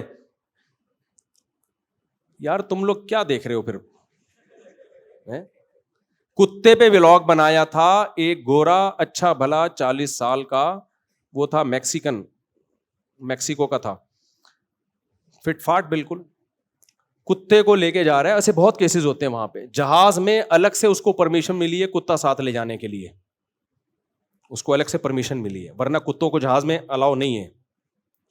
اتنی ابھی انہوں نے ترقی نہیں کی کہ کتے کو جہاز میں سیٹ دے دیں. لیکن اگر آپ یہ ایپلیکیشن لکھ کے دیں کہ میں اس کتے کے بغیر نہیں رہ سکتا, تو پھر آپ کو پرمیشن ملتی ہے. کتے پہ ایک ٹیگ لگتا ہے ایموشنل ریلیشن کا, کہ ان دونوں کا بہت ہی کوئی, اور جو لے جانے والا وہ کوئی ڈاکٹر ہوتے ہیں, بعض دفعہ انجینئرز ہوتے ہیں, بہت بڑی بڑی پوسٹوں کے لوگ ہوتے ہیں. ابے تم اتنی بڑی پوسٹ پر ہو, تمہیں کتے کی کیا ضرورت ہے؟ کہیں گے وہ جواب میں پتہ ہے کیا کہتے ہیں, ہم اتنی بڑی پوسٹ پر ہیں, اس پوسٹ کی وجہ سے ہمیں پیسے بہت ملتے ہیں, ریلیشن اور محبت بولتے کیوں نہیں ملتے, لہذا کتے سے ہمیں ملتی ہے. تو ہم وداؤٹ کتا وی کین ناٹ سفر. ٹھیک ہے نا, ہماری گلابی انگلش ہے, جو لفظ آ رہا ہوتا ہے ٹھوک دیتے ہیں اس میں ہم, تو نہیں سفر کر سکتے ہم کتے کے بغیر. یہ بہت میں نے کیسز دیکھے ہیں وہاں پہ, بھائی کتے کے بغیر نہیں ہو سکتا. تو یہ حقیقت ہے. اب گورے کو بیوی والی محبت بھی کتے سے چاہیے, باپ والی محبت بھی کتے. ہم کو سب سے الگ الگ محبت مل رہی ہے. ہمیں باپ کی محبت ملی کہ نہیں ملی؟ ہمیں کچھ ہوتا تھا غم, کس کو ہوتا تھا ایسا غم کہ ہم سے زیادہ. ہم تو بچپن میں بیمار ہوئے, ہمیں تو پتہ بھی نہیں ہوتا تھا. روتا کون تھا ہمارے لیے؟ ہمارے ماں باپ روتے تھے. ہمیں تو پتہ بھی نہیں کون کون سی دعائیں ہمارے ماں باپ نے ہمارے لیے راتوں کو اٹھ کے کی ہیں. تو یہ ریلیشن ہمیں کہاں سے, یہ محبت کہاں سے ملی؟ باپ کی باپ سے ملی. ماں کی محبت, باپ کی الگ محبت ہوتی ہے, ماں کی الگ, دونوں چاہیے انسان کو. ماں کی محبت میں ممتا پن زیادہ ہوتا ہے, لاڈ زیادہ ہوتا ہے. باپ کی محبت میں محبت میں ٹھکائیاں لگاتا ہے. صحیح ہے نا, کہ انسان کا بچہ بن جا, تیرا مستقبل کیا ہو جائے گا, خراب ہو جائے گا. فکر اس کو ہوتی ہے کہ یار اس کو انسان بنانا ہے, اس لیے وہ ڈانٹے گا بھی, مارے گا بھی, یہ سب محبت میں کر رہا ہوتا ہے. تو ماں کی الگ محبت ہوتی ہے. ماں والی محبت بھی ہم نے دیکھی, اللہ نے ہمیں دی, سب کو ملتی ہے, ہم کوئی اکیلے دنیا میں پیدا نہیں ہوئے. وہ محبت کیا ہوتی ہے؟ جب اسکول جانے کے لیے اضافی جیب خرچی چاہیے, ابا نہیں دے گا, ابا کو پتا ہے بگڑے گا, وہ کون دیتا ہے؟ اماں. بگاڑنے میں پورا کردار کر, وہ محبت نہیں رہی ہوتی ہے. خیر, تو الگ سے وہاں سے آدمی اپنے کھانچے کھولے ہوئے ہوتے ہیں. ابا کے کھانچے الگ ہوتے ہیں, بھائی بہنوں کے الگ ہوتے ہیں. تبھی تو کہتا ہوں بھائی بہن پیدا تو کرو اپنے بچوں کے لیے. جلدی جلدی بات ختم کر رہا ہوں بس. تو بھائی بہنوں کی محبت بھی چاہیے بچوں کو, آپ کے دوستوں کی بھی محبت چاہیے, ایسے جگری دوست. ابھی دیکھو, ابھی چھوڑو, میں اس ٹاپک کو نہیں چھیڑتا دوبارہ. خیر, تو یہ ساری محبتیں انسان کو چاہیے. اللہ نے انسان کو کلا پیدا نہیں کیا. اکیلے کو پنجابی میں کہتے ہیں کلا. کبھی اکیلے میں ملیں گے تو آپ کو ایک لطیفہ سناؤں گا. کلے آدمی کا کام نہیں ہے, لیکن وہ چھپڑ میں سنانے کا, چھاؤں میں سنانے کا. کلے آدمی کا کام نہیں, بس یہ عنوان یاد رکھنا, کلے آدمی کا کام نہیں ہے. خیر, تو یہ جو ریلیشن ہے نا میرے بھائی, کہاں بات کیا چل رہی تھی, میں تو دماغ سے نکل گئی. میں ٹاپک کیا چل رہا تھا, یہ کتوں پہ آ گیا نا. جب میں انگریز پہ اور کتے پہ آ جاؤں پھر وہ ٹاپک چینج ہو جاتا ہے. وہ لمٹ کی بات کر رہا تھا نا. نہیں, اللہ سے محبت کا ایک, ہاں تو ہاں میں یہ کہہ رہا تھا اعتدال کمانے میں کیا ہو, اعتدال. اس اعتدال میں سب سے پہلے صحت, اس کے بعد ریلیشن. اگر آپ اپنے آپ کو کمانے میں اتنا جتا دیتے ہو, ہر وقت ترقی ترقی ترقی, گدھے کی طرح کام کر رہے ہو, نیند پوری نہیں ہو رہی آپ کی, اس کا مطلب آپ کے دل میں دنیا کی محبت ہے. آپ کما رہے ہو, میں بحریہ ٹاؤن میں پلاٹ بناؤں گا, کما رہے 60 سال کے بعد جا کے کمبخت تو نے بنا لیا, تو کیا رہ گیا اب؟ تو ختم ہے نا, آگے ریٹائرمنٹ ہے, قبر میں جائے گا, اب کیا کرے گا؟ تو نمازیں ضائع ہوتی, گناہ ہو رہا ہے اس کی وجہ سے. اعتدال سے بڑھی ہوئی محبت, وہ اعتدال کیا, صحت خراب ہو رہی ہے, اسٹریس میں جا رہا ہے, ٹینشن میں جا رہا ہے. ٹینشن کس بات کی لے رہا ہے بھائی؟ پیسہ آ گیا ٹھیک ہے, نہیں آیا تو کیا ہے, کوئی مسئلہ نہیں ہے, قبر ہے آگے یار. ٹینشن کس بات, ٹینشن لینا اس کی علامت ہے. محبت کیا ہے, اعتدال سے زیادہ ہے. تیسرا, ریلیشن خراب ہو رہا ہے. ریلیشن کا کیا مطلب؟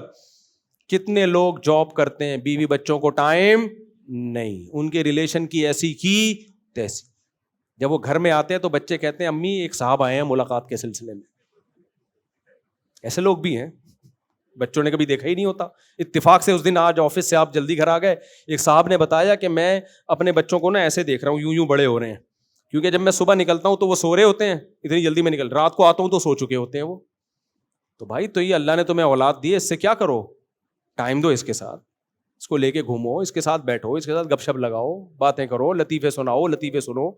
ہم اپنے ابا کا جب نام آتا ہے جذباتی کیوں ہو جاتے ہیں؟ اس لیے کہ ہمارے ابا نے ہمیں ٹائم بہت دیا ہے. جب آفس سے گھر آتے تھے بیٹھ کے گپ شپ کرتے تھے. ہم دوسروں کے اباؤں کو دیکھتے تھے, یار وہ تو لفٹ ہی نہیں کراتے اپنی اولادوں کو. اپنے ابا کو ہم دیکھتے تھے آتے ہیں ایسی گپ شپ لگاتے ہیں اور ایسا گھر کا ماحول بناتے ہیں. تبھی ان کے دنیا سے جانے کے بعد غم ہوا. اب تک ہوتا ہے غم, کئی سال ہو گئے. آج باپ گھر میں, ماں تو دے دیتی ہے ٹائم, باپ بچوں کو ٹائم, بولو وہ کہہ رہا ہے میں کما رہا ہوں. ابے تو جو کما کے ان کو کھلا رہا ہے نا, یہ احسان نہیں مانیں گے. صحیح ہے نا, یہ ذہن میں رکھنا, یہ احسان نہیں مانیں گے. یہ کہیں گے کوئی صاحب تھے جن کی وجہ سے آ رہا تھا گھر میں راشن. ماننا چاہیے احسان, لیکن آج کل کی اولادیں بڑی نالائق ہیں. تو ٹائم یعنی اتنا کماؤ کہ گھر والوں کے لیے, آپ کو بیوی بچوں کے لیے اس میں ٹائم, بولتے کیوں نہیں میرے بھائی, ملے. کچھ دوستوں کے لیے بھی ہے. ایسا آوارہ نہ بنو جیسے آج کل کے لوڑے لپاڑے بنے ہوئے ہیں, سارا ٹائم ہی دوستوں یاروں میں ککھ بھی نہیں کر رہے. وہ تو دوسری انتہا ہے, اس کو میں اپریشیٹ نہیں کر رہا. تو یہ چند لمٹس ہیں, اور بھی ہیں اس میں کچھ, یہ موٹی موٹی چند باتیں ہیں جو یہ باؤنڈری ہیں. کس کی طرف سے؟ اللہ کی طرف سے. نبی سے زیادہ مصروف دنیا میں کوئی نہیں ہو سکتا. سارے کام کیے آپ نے, مگر اپنے گھر والوں کو بھی وقت آپ صلی اللہ علیہ وسلم نے دیا ہے, گھر والوں کو بھی وقت دیا. تو یہ باؤنڈری کس کی طرف سے ہے بھائی؟ اللہ کی طرف. اس کو اگر کراس کرو گے, دنیا تو کہے گی اپنے کام کے ساتھ بڑا مخلص ہے, ترقی کر گیا, یہ کر گیا, وہ کر گیا. یار اس کو کہتے ہیں بزنس میں ہارڈ ورکنگ. اگر کسی نے دیکھنی ہو تو وسیم کی جا کے دیکھے. اب یہ نہیں پتا وسیم کے گھر کا حال کیا ہے, بیوی بچے خوش ہیں کہ نہیں ہیں, اور صحت دیکھو, شوگر ہو گئی تھوڑی. میں ایسے صاحب کو جانتا ہوں ہارڈ ورکنگ, کمانے کی نا اتنی فکر, شوگر ہو گئی ان کو تھوڑے دنوں میں, کیونکہ نیند پوری نہیں ہوتی تھی. دن میں بھی ڈیوٹی, رات کو بھی ڈیوٹی, تھوڑی دیر سوتے تھے اور بڑے فخر سے بتاتے تھے یار اسٹرگل ہوتی ہے, اسٹرگل, ہارڈ ورکنگ. شوگر ہو گئی, پھر ایک دن ہارٹ اٹیک ہوا, اور اس دار فانی سے آج, یعنی ان کی عمر بھی میرا خیال ہے 35-40 سال ہوگی. اللہ مغفرت فرمائے, ہم تو یہی دعا کریں گے ان کے لیے, اللہ تعالیٰ ان کے درجات بلند کرے. لیکن یہ ہارڈ ورکنگ نہیں ہے میرے بھائی, یہ اعتدال سے بڑی ہوئی دنیا کی محبت ہے, جس کو اسٹرگل اور ہارڈ ورکنگ سے, اس میں یہ بچوں پہ جو بہت زیادہ تعلیم کا بوجھ ڈالتے ہیں نا گن پوائنٹ پہ, تو CA کرے گا, تیرا باپ بھی کرے گا CA, اس پہ تو بہت زیادہ بوجھ ڈالا ہوا ہوتا ہے. لیبل یہ لگایا گیا ہوتا ہے ہارڈ ورکنگ. ترقی اصل میں ہوس ہوتی ہے پیچھے دولت کی.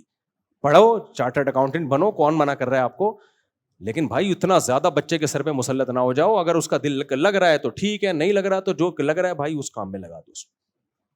میں نے ایک بچے کو ہٹا دیا پڑھائی سے, اس کا دل نہیں لگ رہا تھا, وہ کہہ رہا تھا کاروبار کرنا ہے, ملازمت کرنا. میں نے کہا چل بھائی تیرا جو دل کر رہا ہے, ورنہ کہیں کا بھی نہیں رہتا, بتا دوں گا آپ کو.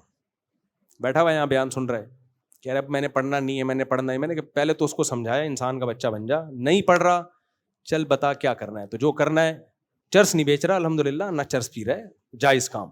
اتنا زیادہ دنیا سے دل نہ لگاؤ کہ ڈپریشن کے مریض بن جاؤ. جو ہو رہا ہے ہوگا وہی جو اللہ چاہے گا. ہم اور آپ نے اعتدال سے محنت کرنی ہے. ارادہ کس کا چلے گا؟ اللہ کا. میرا اور آپ کا ارادہ نہیں چلے گا. تو ماں باپ ٹینشنوں میں جاتے ہیں, ہم بچے کو یہ بنانا چاہتے تھے تو یہ پتہ نہیں کیا بن رہا ہے.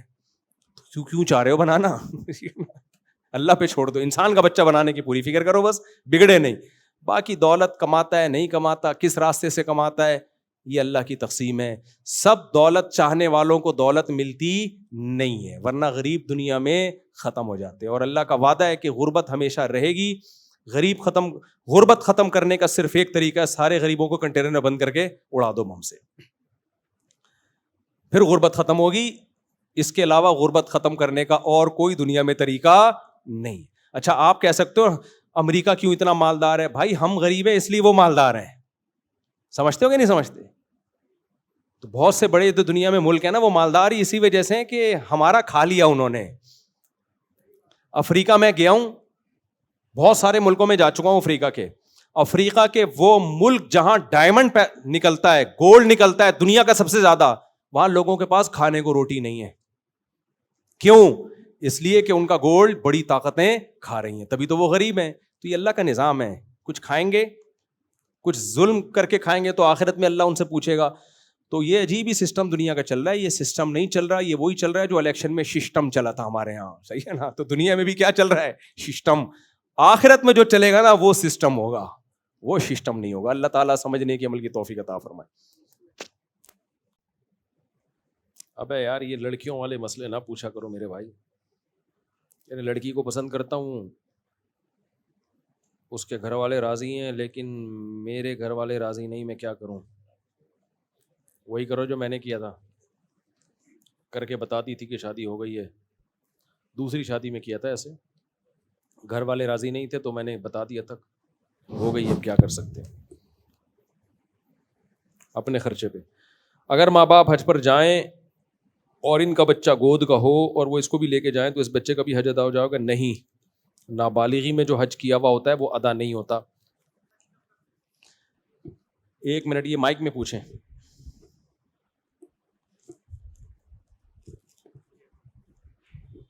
السلام علیکم. وعلیکم السلام. میرا سوال یہ تھا کہ پہلی طلاق کے بعد عورت جو ہے وہ شادی دوسری کب کر سکتی ہے؟ دیکھو, اگر عورت کو پہلی طلاق ہوئی ہے اور عدت کے اندر اندر مرد نے رجوع نہیں کیا, یعنی 3 مینسز گزرنے سے پہلے مرد نے رجوع نہیں کیا, تو 3 مینسز گزرنے کے بعد نکاح ختم ہو جاتا ہے.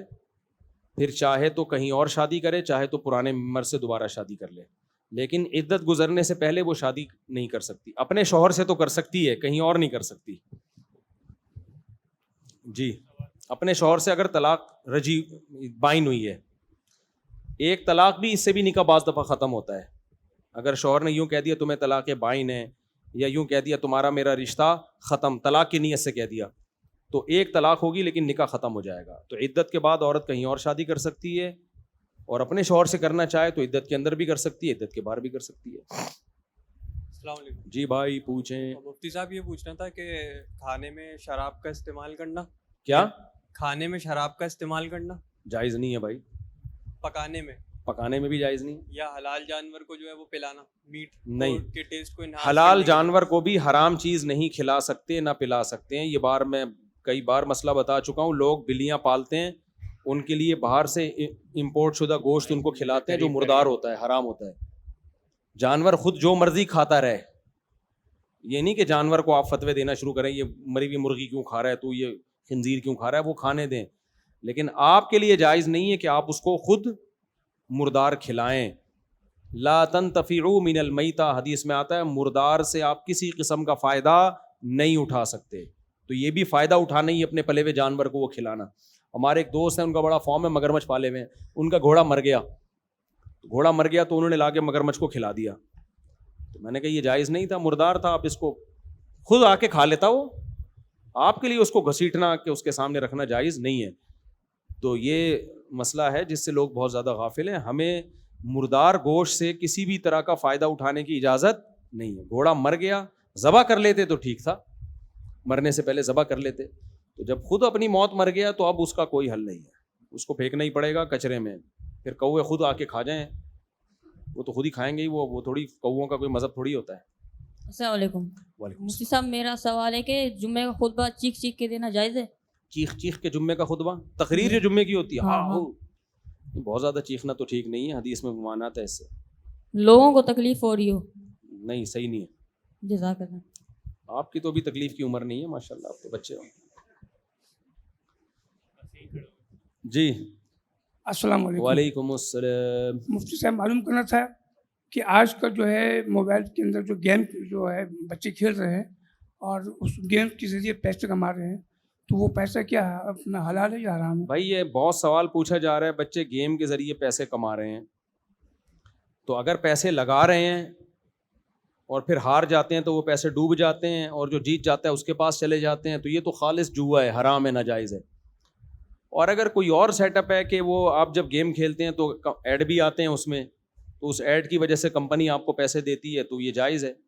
لیکن بچوں کو منع کریں اس طرح سے پیسے کمانے سے, برباد ہو جائیں گی ان کی زندگیاں. یہ ناپسندیدہ طریقہ ہے گیموں میں اپنا ٹائم اس طریقے سے ضائع کرنا. جی بھائی پوچھیں. جی السلام علیکم.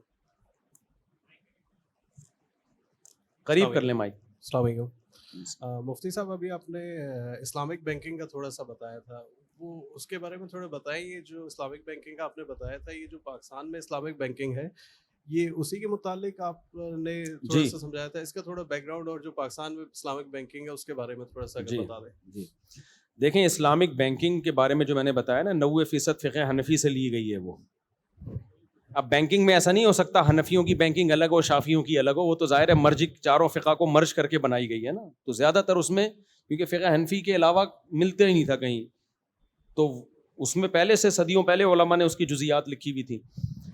باقی فقہ یہ جو بینکنگ ہے، اسلامک بینکنگ، اس پہ لوگ اعتراض کرتے ہیں. دیکھیں ہوا یہ ہے، اس کا ماضی یہ ہے کہ یہ حضرت مفتی رشید احمد صاحب جو ہمارے شیخ تھے، علامہ یوسف بنوری رحمۃ اللہ علیہ جو بنوری ٹاؤن کے بانیوں میں سے ہیں، حضرت مفتی تقی صاحب تو اس وقت ذرا ینگ تھے، بالکل جوان تھے.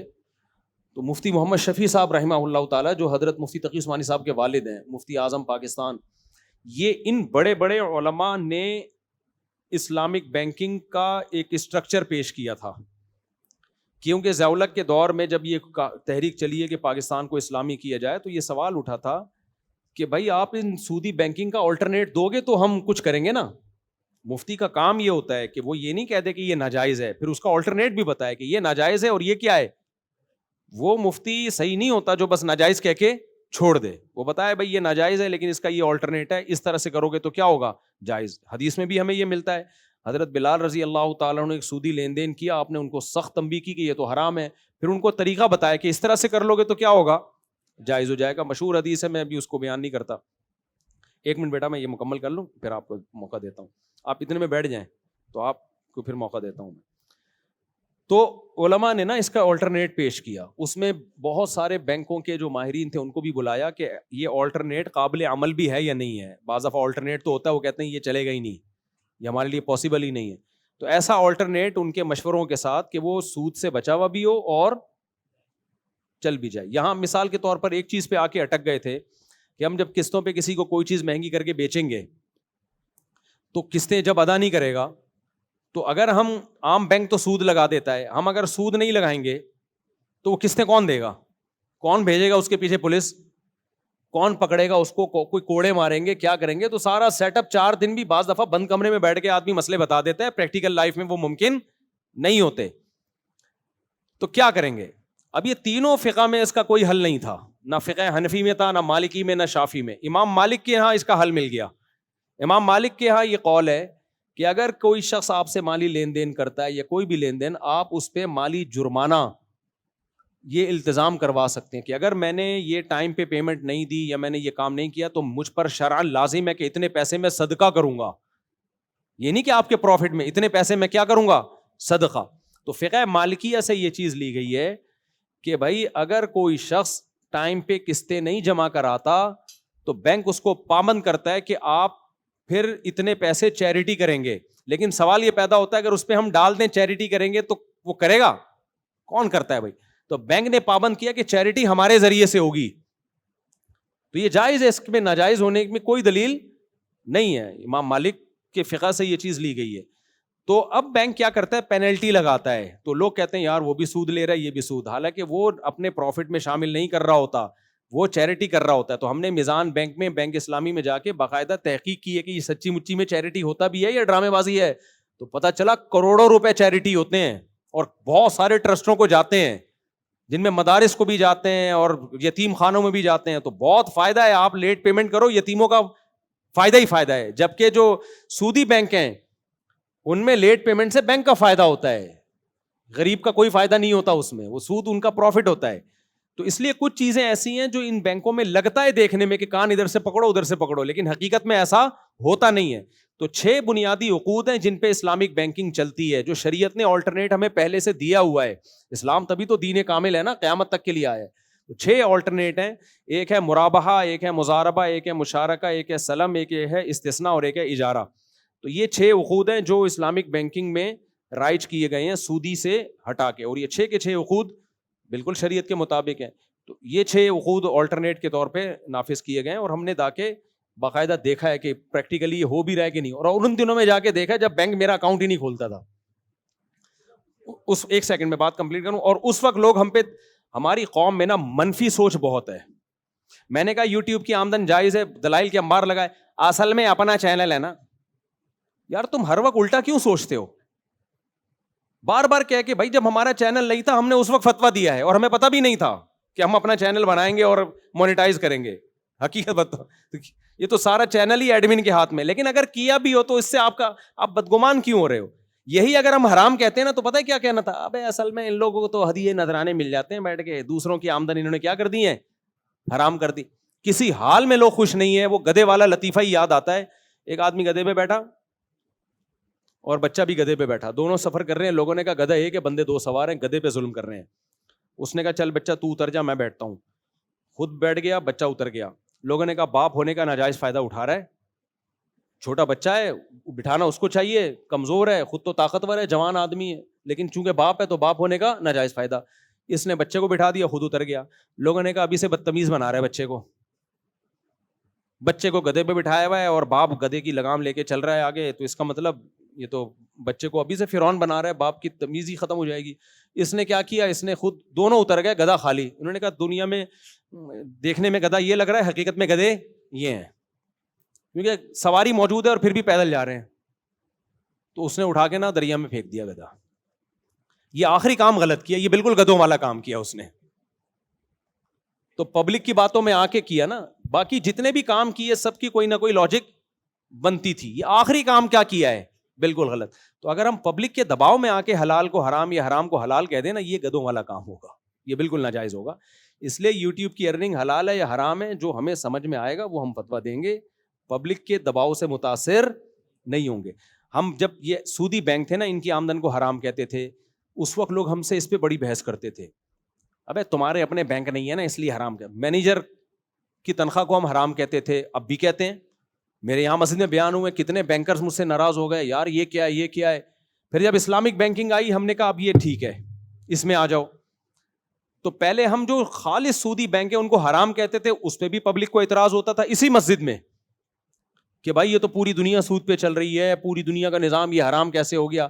پھر ہم نے کہا چلو اب اسلامک بینکنگ آ گئی, ہم لوگوں کو آلٹرنیٹ بتائیں گے, لوگ خوش ہو جائیں گے, یا زندہ آباد, ہمارے لیے راستہ نکل آیا. ہم نے کہا اب کان ادھر سے پکڑو ادھر سے پکڑو, ایک ہی بات ہے. اصل میں ان مولویوں کے اپنے اکاؤنٹ کھلے میں, میرا تو نہیں کھلا ہوا تھا بھائی. جب ہم نے حلال کیا تو میری پگڑی دیکھ کے نا میزان بینک نے مجھے بھگا دیا تھا, طالبان آ گئے ہیں. انہوں نے بولا یہ تو خطرناک ہو کہ دہشت گرد نہ ہو, اس طرح کی باتیں کرتے تھے ہمارے بارے میں. ہم کہہ رہے تھے لو بھائی ہم ان کے جائز ہونے کے فتوے دے رہے ہیں. ہمارے وہ کلپ ملینز میں گیا ہے جس کے بعد لوگوں نے بینکوں میں اکاؤنٹ کھولے ہیں, تو اس پہ بھی خوش نہیں تھے. تو یوٹیوب کو اگر میں کہہ دیتا نا حرام ہے, چیخیں نکل جاتی تم لوگوں کی, جو لاکھوں لوگ کما رہے ہیں نا, اور انہوں نے بھی ہماری گت بنانی تھی. اب یہ ان مولویوں کے چکروں میں پڑو, ہم نے حلال کہہ دیا تو بھی چیخیں نکل رہی ہیں, تو بھی کیا نکل رہی ہیں. تو اس لیے ہمارے علماء کہتے ہیں کہ پبلک کی باتوں میں آؤ گے تو وہ گدھے والا قصہ ہوگا تمہارے ساتھ. پبلک کو مت دیکھو جو کھوپڑی میں آ رہا ہے, بچے کو گدھے پہ بٹھانا ہے بچے کو بٹھا دو, خود بیٹھنا ہے خود بیٹھ جاؤ, دونوں کو بیٹھ رہے ہیں دونوں. اعتراض ہوگا تو گدھے کو ہونا چاہیے, گدھے کو جب اعتراض نہیں ہو رہا, وہ دونوں کو لے کے گھوم رہا ہے, تو پھر پبلک کو اعتراض, پبلک کے اعتراض پہ کیوں جاتے ہو. تو اس لیے جو صحیح مفتی ہوگا وہ لوگوں کو نہیں دیکھے گا پبلک کیا کہہ رہی ہے, وہ تمام دلائل میں غور کر کے ایک رائے قائم کرے گا.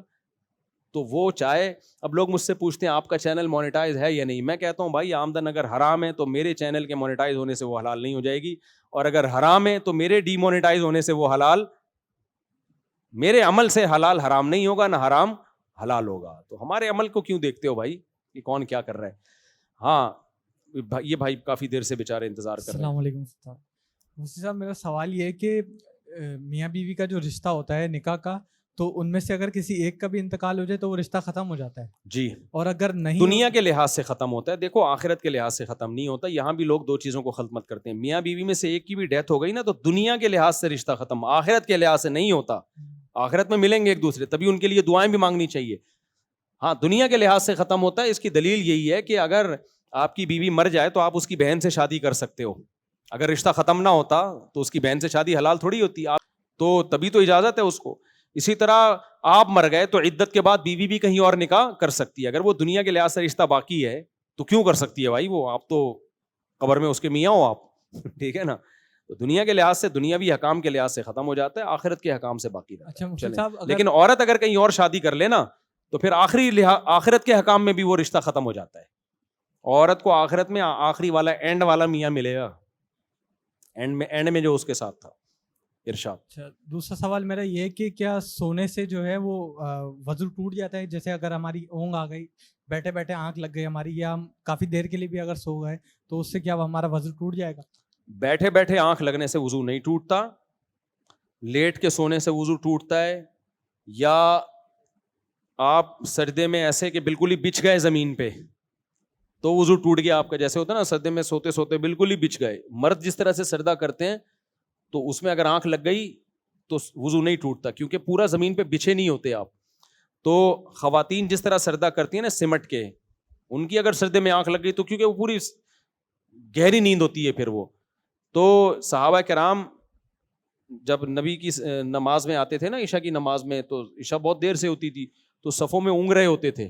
حضرت عمر رضی اللہ تعالیٰ عنہ نے ایک دفعہ آواز لگائی, نامت النساء والصبیان, عورتیں بچے سو گئے ہیں. تو نبی نے ان کو دوبارہ وضو کا حکم نہیں دیا, کیونکہ بیٹھے بیٹھے سوئے تھے صف میں, ٹھیک ہے نا.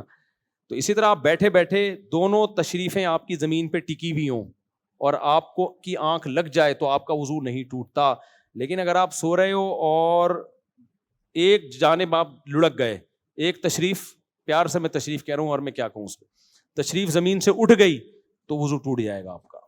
سمجھتے ہو؟ ایک آخری سوال اور وہ بس یہ پوچھنا تھا کہ جو انجینئر صاحب ہیں وہ یہ بولتے ہیں کہ جو 6 کلمے ہیں ان میں سے 4 ثابت ہیں, تو لیکن ہم لوگ کو سب بچوں کو آسان نماز میں جو ہے بچپن سے ہی وہ 6 کلمے جو ہے یاد کروائے دیکھو جاتے یہ 6 کلموں کے نمبر حدیث سے ثابت نہیں ہیں, دعائیں حدیث سے ثابت ہیں جو ان کلموں میں دعا پڑھی جاتی ہیں, نمبر ثابت نہیں ہے.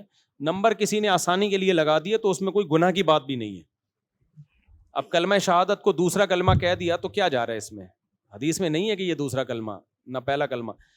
بعض چیزیں تعلیم کے لیے ہوتی ہیں, جب تعلیم دینے کے لیے نا, یاد کرانے کے لیے, جیسے تبلیغ والوں نے کہا دیا 6 نمبر, ابھی 6 نمبر حدیث سے تھوڑی ثابت ہیں, لیکن ان نمبروں میں جو کچھ بیان کیا جا رہا ہے وہ تو حدیث سے ثابت ہے نا. تو یاد کرانے کے لیے ان کو ایک لسٹ دے دی ہے. تو تعلیم کے لیے کسی کو بھی کوئی نمبر دیا جا سکتا ہے, اس میں کوئی حرج نہیں ہے. ارشاد نہیں, خطبے کے دوران چندہ حرام ہے, ناجائز ہے بھائی. خطبے کے دوران کوئی موومنٹ, کوئی حرکت جائز نہیں ہے, چندہ بھی جائز نہیں ہے. یہاں ہو رہا ہوتا ہے نہیں, غلط ہو, ان کو منع کریں. بیٹھے بیٹھے پوچھ لیں, کوئی کھڑے ہونا ضروری نہیں ہے. جی السلام علیکم. وعلیکم السلام.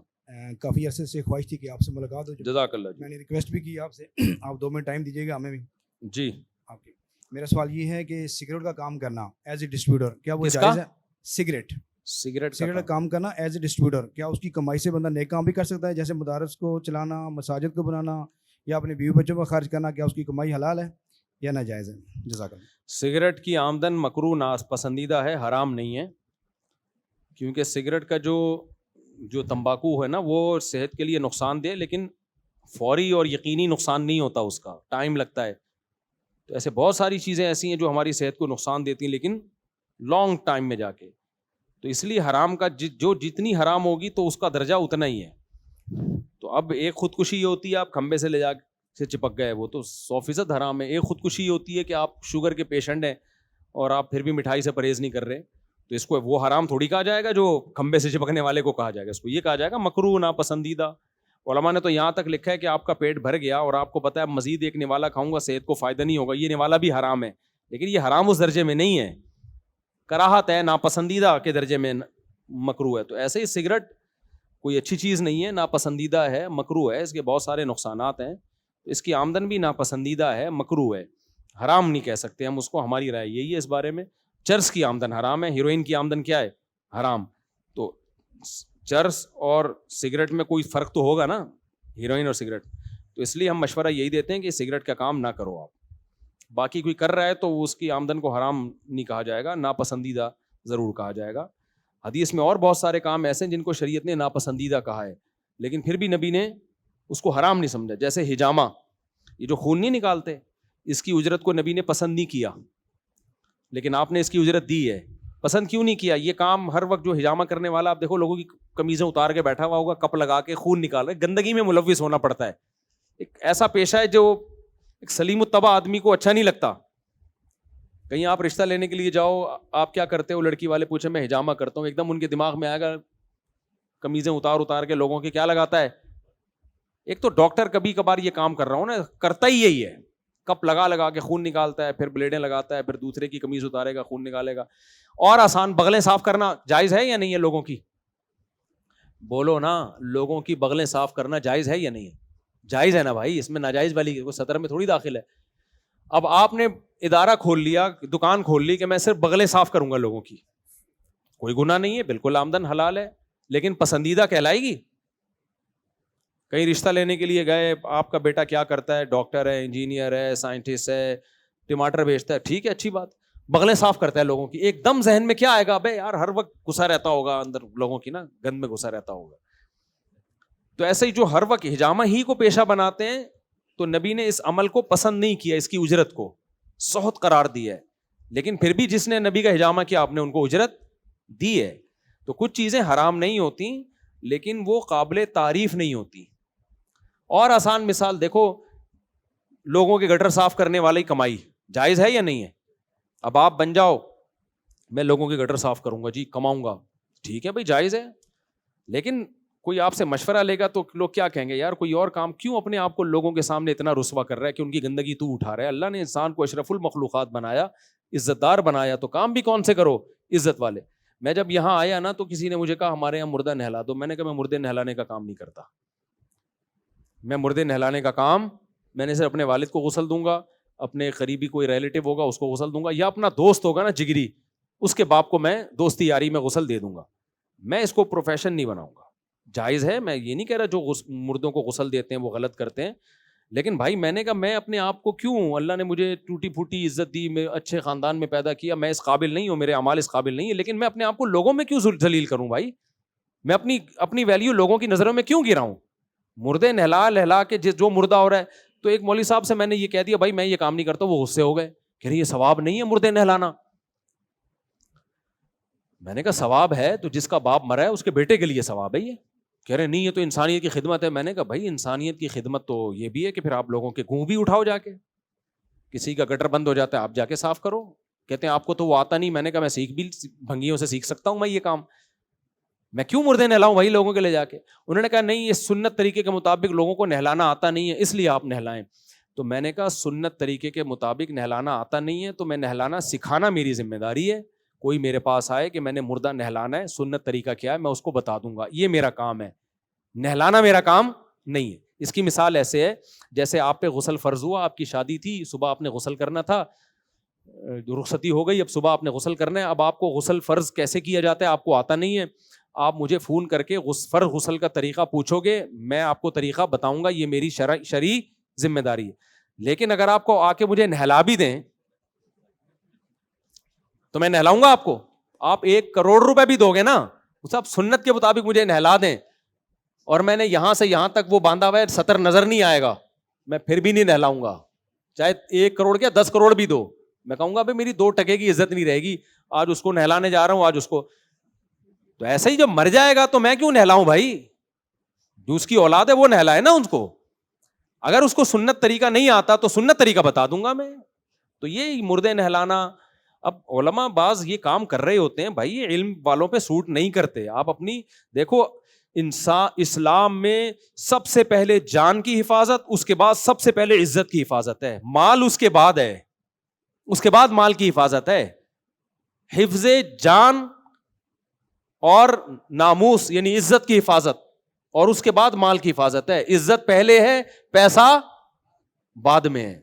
تو اس لیے وہ چیزوں کو پیشہ مت بناؤ جن میں انسان کی عزت ختم ہوتی ہے, تو وہ نہیں بنانے چاہیے, اس کو نہیں کرنا چاہیے وہ کام انسان کو. ہاں کچھ چیزیں ایسی ہیں جن میں عزت جاتی نہیں ہے لیکن بے وقوف لوگ سمجھتے ہیں کہ عزت نہیں ہو رہی, وہ تو پھر بے وقوفوں کے تو معیار ہی الگ ہوتے ہیں نا. اب جو ٹھیلا لگا رہے ہیں, ٹماٹر بیچ رہے ہیں, یہ کوئی توہین کا کام نہیں ہے, بزنس کر رہا ہے اپنا ٹھیلا اپنا, اس میں اگر اس کو کوئی حقارت سے دیکھتا ہے تو دیکھنے والا برا ہے, لیکن گندگیاں صاف کرنا لوگوں کی, تو یہ کام مجبوری میں کسی بیچارے کا کوئی رزق نہیں ہے, وہ تو ایک مجبور ہے. بھیک مانگنے سے اچھا ہے, میں بھنگیوں کو بری نیت سے نہیں دیکھتا, بھیک مانگنے سے اچھا ہے کہ گٹر صاف کر کے کما لیتے ہیں. بھیک مانگنے سے کروڑا گنا بہتر ہے. اب ہر ایک کے حالات مختلف ہوتے ہیں, لیکن اگر آپ کے پاس کوئی دوسرا جائز ذریعہ ہے کمانے کا تو بھائی مردے کو آپ مت نہلاؤ, اس کو آمدن اور پیشہ مت بناؤ. میں طلبہ کو بھی منع کرتا ہوں. اچھا بات سے بات نکلتی ہے, ایک طالب علم کو میں نے پوچھا بیٹا تمہاری ذریعہ آمدن کیا ہے؟ کہہ رہا میں شادی کر رہا ہوں. میں نے کہا تمہاری ذریعہ آمدن کیا ہے؟ کہہ رہے میری ذریعہ آمدن کیا ہے, مردانہ قوت کی دوائیں بیچتا ہوں. مت کرو. کہہ رہے ہیں یہ کیا بات ہوئی یار, یہ تو جائز ہے. میں نے کہا جائز ہے, طالب علم پہ یہ کام سوٹ نہیں کرتا. پھر میں نے اپنے میں نے کہا میرے تو 4 شادیاں ہیں نا, کتنے لوگوں نے مردانہ قوت کے سلسلے میں مجھ سے رابطہ کیا ہوگا, آپ کی سوچ ہے. میں اگر یہ بزنس کرنا چاہتا کھرب پتی ہوتا, میں سمجھ رہے ہو, کھرب پتی ہوتا میں نے کہا میں نے کیوں نہیں کیا, اس لیے کہ یہ چھاپ ہی غلط ہے یار, ہم کیا بیچ رہے ہیں لوگوں کو مردانہ. میں نے کہا یہ ہمارے جو علم کی طرف ہماری نسبت ہے, ہم کوئی عزت دار نہیں ہے, ہمارے یہاں اعمال کیا ہے ہمیں پتہ ہے, لیکن علم کی طرف جو ہماری نسبت ہے اس نسبت کو ہم نے بچا کے رکھنا ہے. کوئی ایسا کام نہیں. میں نے کہا میں شہد کا میں نے بزنس کیا بہت طویل عرصے تک, مجھے 1 نمبر خالص سلاجیت جو بہت ہی خالص 1 نمبر ہوتی ہے, پورے بورے بھر کے کسی نے لا کے دی کہ آپ بیچو. میں نے کہا بھائی میں یہ کام نہیں کروں گا, کیونکہ سلاجیت لوگ سمجھتے ہیں کس کام کے لیے, مردانہ قوت کے لیے, حالانکہ اس کے اور بہت سارے فائدے ہوں گے. میں نے کہا یہ کام میں نہیں کروں گا. میں نے پورے بورا اٹھا کے کسی حکیم کو پکڑا دیا. میں نے کہا بھائی یہ تم جانو تو میں نہیں یہ کام کروں گا, کیونکہ اور اس وقت میری آمدن بہت کم تھی. وہ میں بزنس کرتا تو کروڑوں روپے کماتا, اور میں نے دیکھا ہے لوگ کما رہے ہیں, تو میں یہ نسخے بتانا شروع کر دوں اس کی آمدن اور یہ معجونیں بیچنا شروع کر دوں. لوگ آتے تھے آپ کے پاس خالص سلاجیت ملے گی؟ میں نے کہا نہیں بھائی میرے پاس. کہہ رہے ہیں آپ کی اتنی شادیاں پھر کیسے ہیں؟ میں نے کہا روٹی پراٹھے سے چل رہا ہوں بھائی, میں ہم نے اپنے آپ کو روٹی اور پراٹھے پہ کیا کر لیا ہے, سیٹ کر لیا.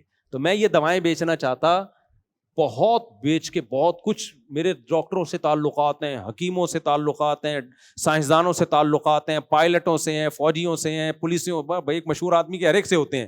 میں تو دبا کے منجن, لیکن میں نے کہا یہ عزت والا کام نہیں ہے. تبھی جو 2 نمبر حکیم ہوتے ہیں نا, جن کو آتا واتا کچھ نہیں ہے, ان کے بورڈوں پہ بڑا بڑا لکھا ہوتا ہے مردانہ طاقت 1 رات میں. جو سمجھدار حکیم ہوتے ہیں ان کے بورڈ پہ آپ کو کوئی ایسی چیز نظر نہیں آئے گی. ان کو پتا ہے یار اپنی عزت کا جنازہ نکال رہے ہو, تمیز سے جو حکمت کا کام ہے وہ کرو. لیکن جو 2 نمبر حکیم ہوتے ہیں, قبلہ بڑے حکیم صاحب, اور پھر 1 رات میں مردانہ قوت بحال, اور کیا ڈرامے بازی. تو خیر میں نے اس طالب علم سے کہا, میں نے کہا یہ کام مت کرو. کہہ رہے بھائی لوگ آتے ہیں, میں ان کو فلاں حکیم سے میرا تعلق ہے, دوائیں بیچتا ہوں, اتنا پیسہ. میں نے کہا اللہ کے بندے, عزت اور پیسے میں 2 چیزیں ہیں, تو ترجیح کس کو دینی ہے؟ میں نے کہا یہ کسی اور کو کرنے دو. طالب علم پہ یہ چیز سوٹ, کل عالم بنو گے, کیا لوگ کہیں گے یہ وہ مولانا ہے جنہوں نے اتنا بڑا بنگلہ بنا لیا مردانہ قوت کی دوائیں بیچ کے, یہ کیا عزت رہے گی یار. میں نے کہا سب سے پہلے تو میری نظر میں آپ کی 2 ٹکے کی عزت نہیں ہوگی. تو اس لیے کام ہمیشہ کون سا کرنا چاہیے میرے بھائی؟ عزت والا کام جو شریفوں پہ سوٹ کرتا ہے. سمجھتے ہو, ٹماٹر بیچو, آلو بیچو, یہ شریفوں کے کام ہیں. یہ نسخے بیچ رہا ہے, یہ بڈھوں کو جوان کرنے کے, یہ ٹھیک نہیں ہے. اچھا میرے بھائی, رائے منڈ سے جماعت آئی ہوئی ہے میرے بھائی, آپ لوگ آئے ہوئے ہیں, ابھی تو مل لیے نا اتنا ماشاءاللہ. ابھی ٹھیک ہے ملتے ہیں دوبارہ. اور کوئی بھائی سوال, بس آخری سوال لے لیتے ہیں, بس یہ آخری سوال. اچھا چلو ان کو پہلے پوچھنے دو جی, پھر آپ کا لاسٹ, بس پھر چھٹی. السلام علیکم. وعلیکم السلام. اچھا یہ جو آج کل آ رہے ہیں ڈیجیٹل بینک آ رہے ہیں, جس طرح کیا آ رہے ہیں ڈیجیٹل بینک آ رہے ہیں, جیز کیش ہے, ایزی پیسہ ہے, ان کی بیسیکلی جو ارننگ ہے نا وہ ہوتی ہے, زیادہ تر ہوتی ہے فی کلیکشن سے. کس سے؟ فی کلیکشن. جیسے آپ مائک قریب کریں نا. جیسے آپ نے ٹرانزیکشن کی ہے نا, تو آپ سے ایک فیس چارج کریں گے, سود نہیں ہوگا, وہ ایک فیس ہوگی, ٹھیک ہے. اچھا لیکن یہ لنک ہوتے ہیں کسی بھی بینک سے, جیسے جیز کیش ہے موبائل بینک سے لنک ہے, وہ چل رہا ہے کنونشنل بینکنگ کے اوپر, وہ اسلامک نہیں ہے. تو اس کے اوپر کیا آپ کا وہ نہیں, دیکھیں وہ ان کا ذاتی عمل ہے. نہیں آپ دیکھو وہ جو جیز کیش وغیرہ جو ٹرانزیکشن پہ کمیشن کاٹتے ہیں وہ جائز ہے, کیونکہ وہ ایک سروس دے رہے ہیں آپ کو, آپ کا پیسہ ادھر سے ادھر. یہ ایسے ہی ہے جیسے میں کسی کو 50 روپے دوں, یار وسیم کو دے کر آ جا, اس بات کے میں تجھے 5 روپے دوں گا, تو یہ ٹرانزیکشن کی فیس جائز ہے. باقی جیز کیش یا موبی لنک وغیرہ کا جو سودی بینکوں سے ان کے اکاؤنٹ کھلے ہوئے, وہ ان کا اس کا آپ سے کوئی لین دین نہیں ہے. آپ کمپنی کی بریڈ خریدتے ہو, اس کمپنی نے بینک سے قرضہ لے کے وہ کمپنی بنائی ہے, تو آپ کے لیے بریڈ خریدنا یا اس کو لین دین یا اس میں جاب کرنا ناجائز نہیں ہوگا اس سے. یعنی کہ جو میں آپ کے پاس سمجھاؤں, اگر جیز کیش میں وہ جاب کر رہا ہے اور اس کی ارننگ اس کو سیلری موبائل بینک کی ارننگ سے نہیں ہو رہی, جیز کیش کی ارننگ سے ہو رہی ہے, جی تو وہ صحیح کنسیڈر کی ہاں جائے جائز گی, ہے, جائز وہ جائز ہے جی. اچھا, اور اسی طرح اگر ان کیس کیونکہ دونوں کا مرجر بیسیکلی ہے نا, جائز کیش ہو گیا یا یہ کیا نام تعمیر مائکرو فائنانس ہو گیا, قریب اس کے اندر ان دونوں کے اندر جو کنونشنل بینکنگ سے ارننگ آ رہی ہے وہ غلط ہے. جو دیکھیں سیلری کہاں سے آ رہی ہے اس سے تعلق نہیں ہے, اچھا بینک سے آ رہی ہے یا جیز کیش کمپنی خود دے رہی ہے, اس سے ہے کہ کام کیا کر رہے ہیں آپ, کیونکہ سب کی تنخواہیں آج کل بینکوں سے ہو کے ہی آتی ہیں, تو بینک تھوڑی دے رہا ہوتا ہے, وہ تو کمپنی دے رہی ہوتی ہے, لیکن کمپنی نے آپ کا اکاؤنٹ بینک میں کھول دیا ہوتا ہے, تو وہ اس وجہ سے بینک سے آ رہی ہوتی ہے. ہاں ڈائریکٹ بینک آپ کو دے رہا ہے ان سروس کے تھرو جو آپ بینک کو دے رہے ہیں اور وہ سروسز ناجائز ہیں تو وہ پھر ناجائز ہوگی تنخواہ آپ کی, کیونکہ وہ آپ کو ناجائز کام کے بدلے میں مل رہی ہے.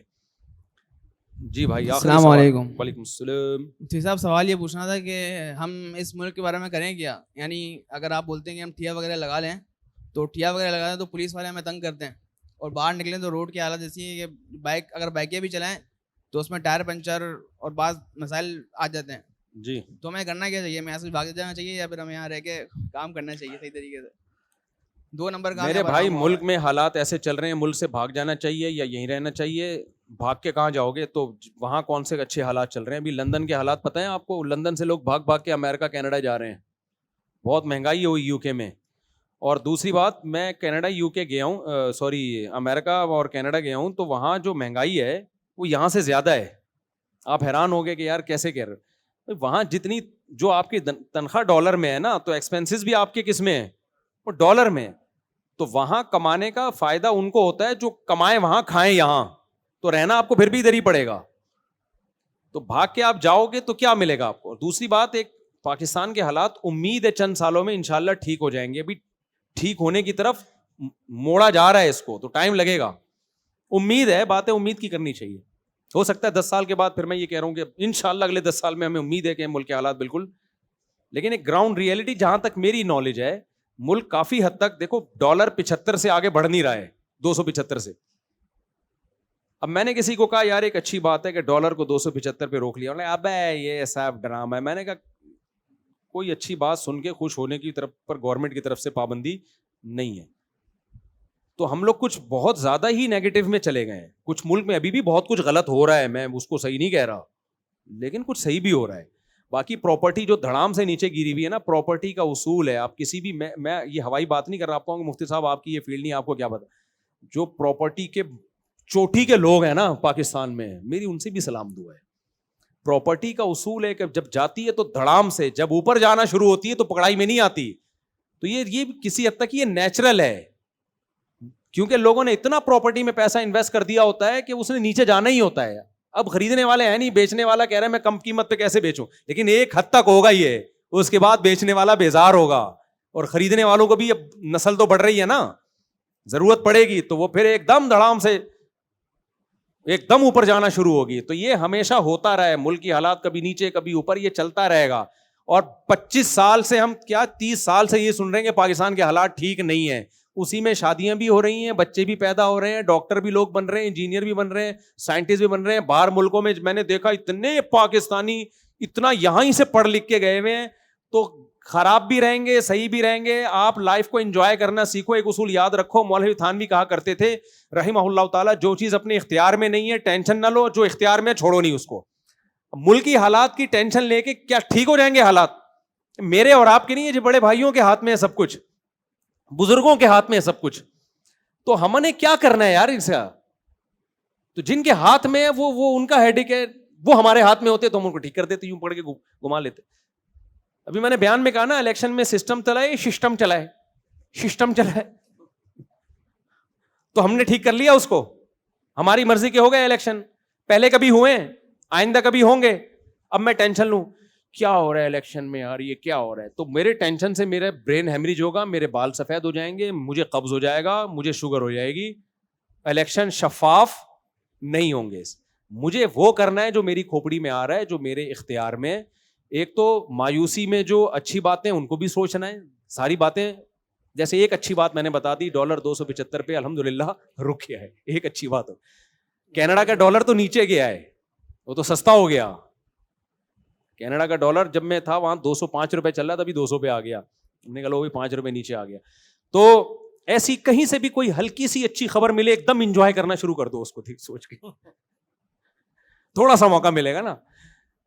جیل میں جو قیدی ہوتے ہیں نا, کسی نے مجھے بتایا کہ ہم بہت ٹینشن میں رہتے تھے, کوئی ہلکا سا لطیفہ سناتا تھا, ہم بہت زور سے کہہ کے لگا کے ہنستے تھے کہ تھوڑا سا انجوائے کرنے کا موقع ملا ہے تو فل انجوائے کریں اس کو.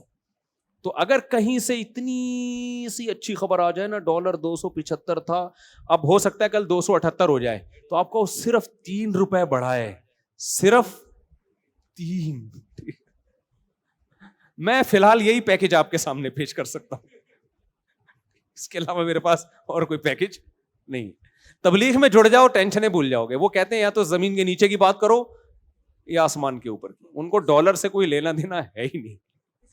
اچھا ماشاء اللہ.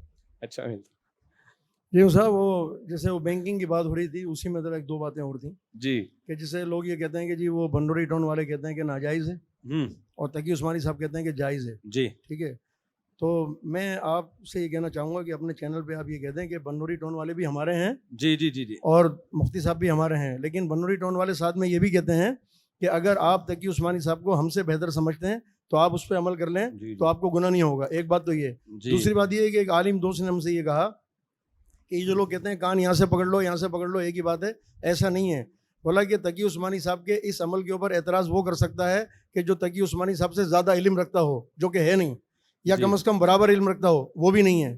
تو جو نیچے علم رکھنے والے ہیں وہ اعتراض کرنے کی ضرورت کیسے کرتے ہیں. اور ایک دوسری بات یہ تھی جو آپ نے کہا کہ وہ وضو کے کیا ہے وہ غسل کے فرائض آگے مفتی صاحب سے پوچھ لیا کریں. تو میرا آپ سے بھی یہ کہنا ہے اور اپنے تبسط سے تمام ائمہ سے آپ یہ کہہ دیں کہ آپ یہ انتظار نہ کریں کہ کوئی آپ سے غسل کے فرائض آگے پوچھے.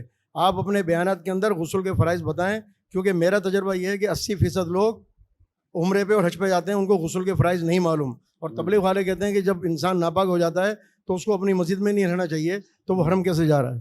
ہاں بھائی نے رفیع بھائی نے جو باتیں کی, ایک بنوری ٹاؤن نے اسلامی بینکنگ کو ناجائز سمجھتے ہیں, تو بھائی وہ بھی علماء لوگ ہیں, اہل حق علماء میں سے ہیں, لیکن وہ ساتھ ساتھ یہ بھی کہتے ہیں کہ اگر کسی کو مفتی تقی صاحب کے فتوے پر اعتماد ہے تو, کیونکہ دیکھیں بینکنگ کے مسائل مالی معاملات میں تو سب مانتے ہیں کہ حضرت مفتی تقی صاحب بہت ایکسپرٹ ہیں. اور یہ میں آپ کو بات عرض کر دوں, یہ بھی حضرت کے ساتھ زیادتی ہے. وہ صرف بینکنگ کے مسائل میں ماہر نہیں ہیں, وہ ہر مسئلے میں ماہر ہیں. ان کو محدود کر دینا کہ اسلامک, کیونکہ ہم نے ان کی عربی کتابیں پڑھی ہیں, میں نے ان کی صحیح مسلم کی عربی میں شرح ہے ان کی تکمیلۃ فتح الملہم, وہ آپ پڑھو گے آپ کو اندازہ ہوگا کہ ان کو حدیث کا اللہ نے کتنا علم دیا ہے. اسماء الرجال میں بہت ایکسپرٹ ہیں وہ. فقہ میں ان کی درس ترمذی آپ پڑھو تو آپ حیران ہو جاؤ گے, آنکھیں کھل جائیں گی آپ کی. تو یہ کہہ دینا کہ وہ اسلامک بینکنگ کے مسائل میں, وہ اسلامک بینکنگ کے مسائل میں تو ان کا دنیا سے واسطہ پڑا ہے, دنیا نے لوہا مان لیا. باقی مسائل میں واسطہ پڑتا تو بھی دنیا لوہا مانتی, تو صرف اس میں نہیں ہے ایکسپرٹ وہ. باقی ظاہر ہے کہ جب کسی عالم کو ایکسپرٹ کہا جاتا ہے تو یہ مطلب نہیں ہوتا کہ اس سے کبھی کوئی خطا ہو ہی نہیں سکتی, یہ تو ایسا ممکن ہی نہیں ہے. بینکنگ کے مسئلے میں ایک دفعہ جامع رشید نے بتایا حضرت کو کہ یہ اس طرح ہے, تو انہوں نے اس سے رجوع کیا. مفتی رشید احمد صاحب رحمہ اللہ نے ایک دفعہ بتایا کہ کرنسی کے نوٹوں کے تبادلے میں خاص ایک بیع تھی, خرید و فروخت, اس میں انہوں نے رجوع کر لیا اس سے. وہ تو علماء کرتے رہتے ہیں, یہ تو ان کی ایک بڑا پن ہے کہ وہ کبھی کوئی ان سے خطا ہو تو وہ رجوع بھی کر لیتے ہیں, لیکن طنز کرنا نہیں بنتا. ہمارے یہاں کچھ لوگ بینکنگ کے مسئلے میں مفتی تقی صاحب پہ طنز کرتے ہیں, یہ طنز نہیں بنتا بھائی, آپ کا نہیں ماننا تو نہ مانو. تو بنوری ٹاؤن والے بھی ہمارے علماء میں سے ہیں, اور بنوری ٹاؤن نے جو کام کیا ہے وہ اتنا کام کیا ہے, انٹرنیٹ پہ سب سے زیادہ پاورفل دارالافتاء مسائل کا وہ بنوری ٹاؤن کا ہے. جب بھی آپ گوگل پہ کوئی مسئلہ لکھو سب سے پہلے بنوری ٹاؤن کی ویب سائٹ کھلتی ہے.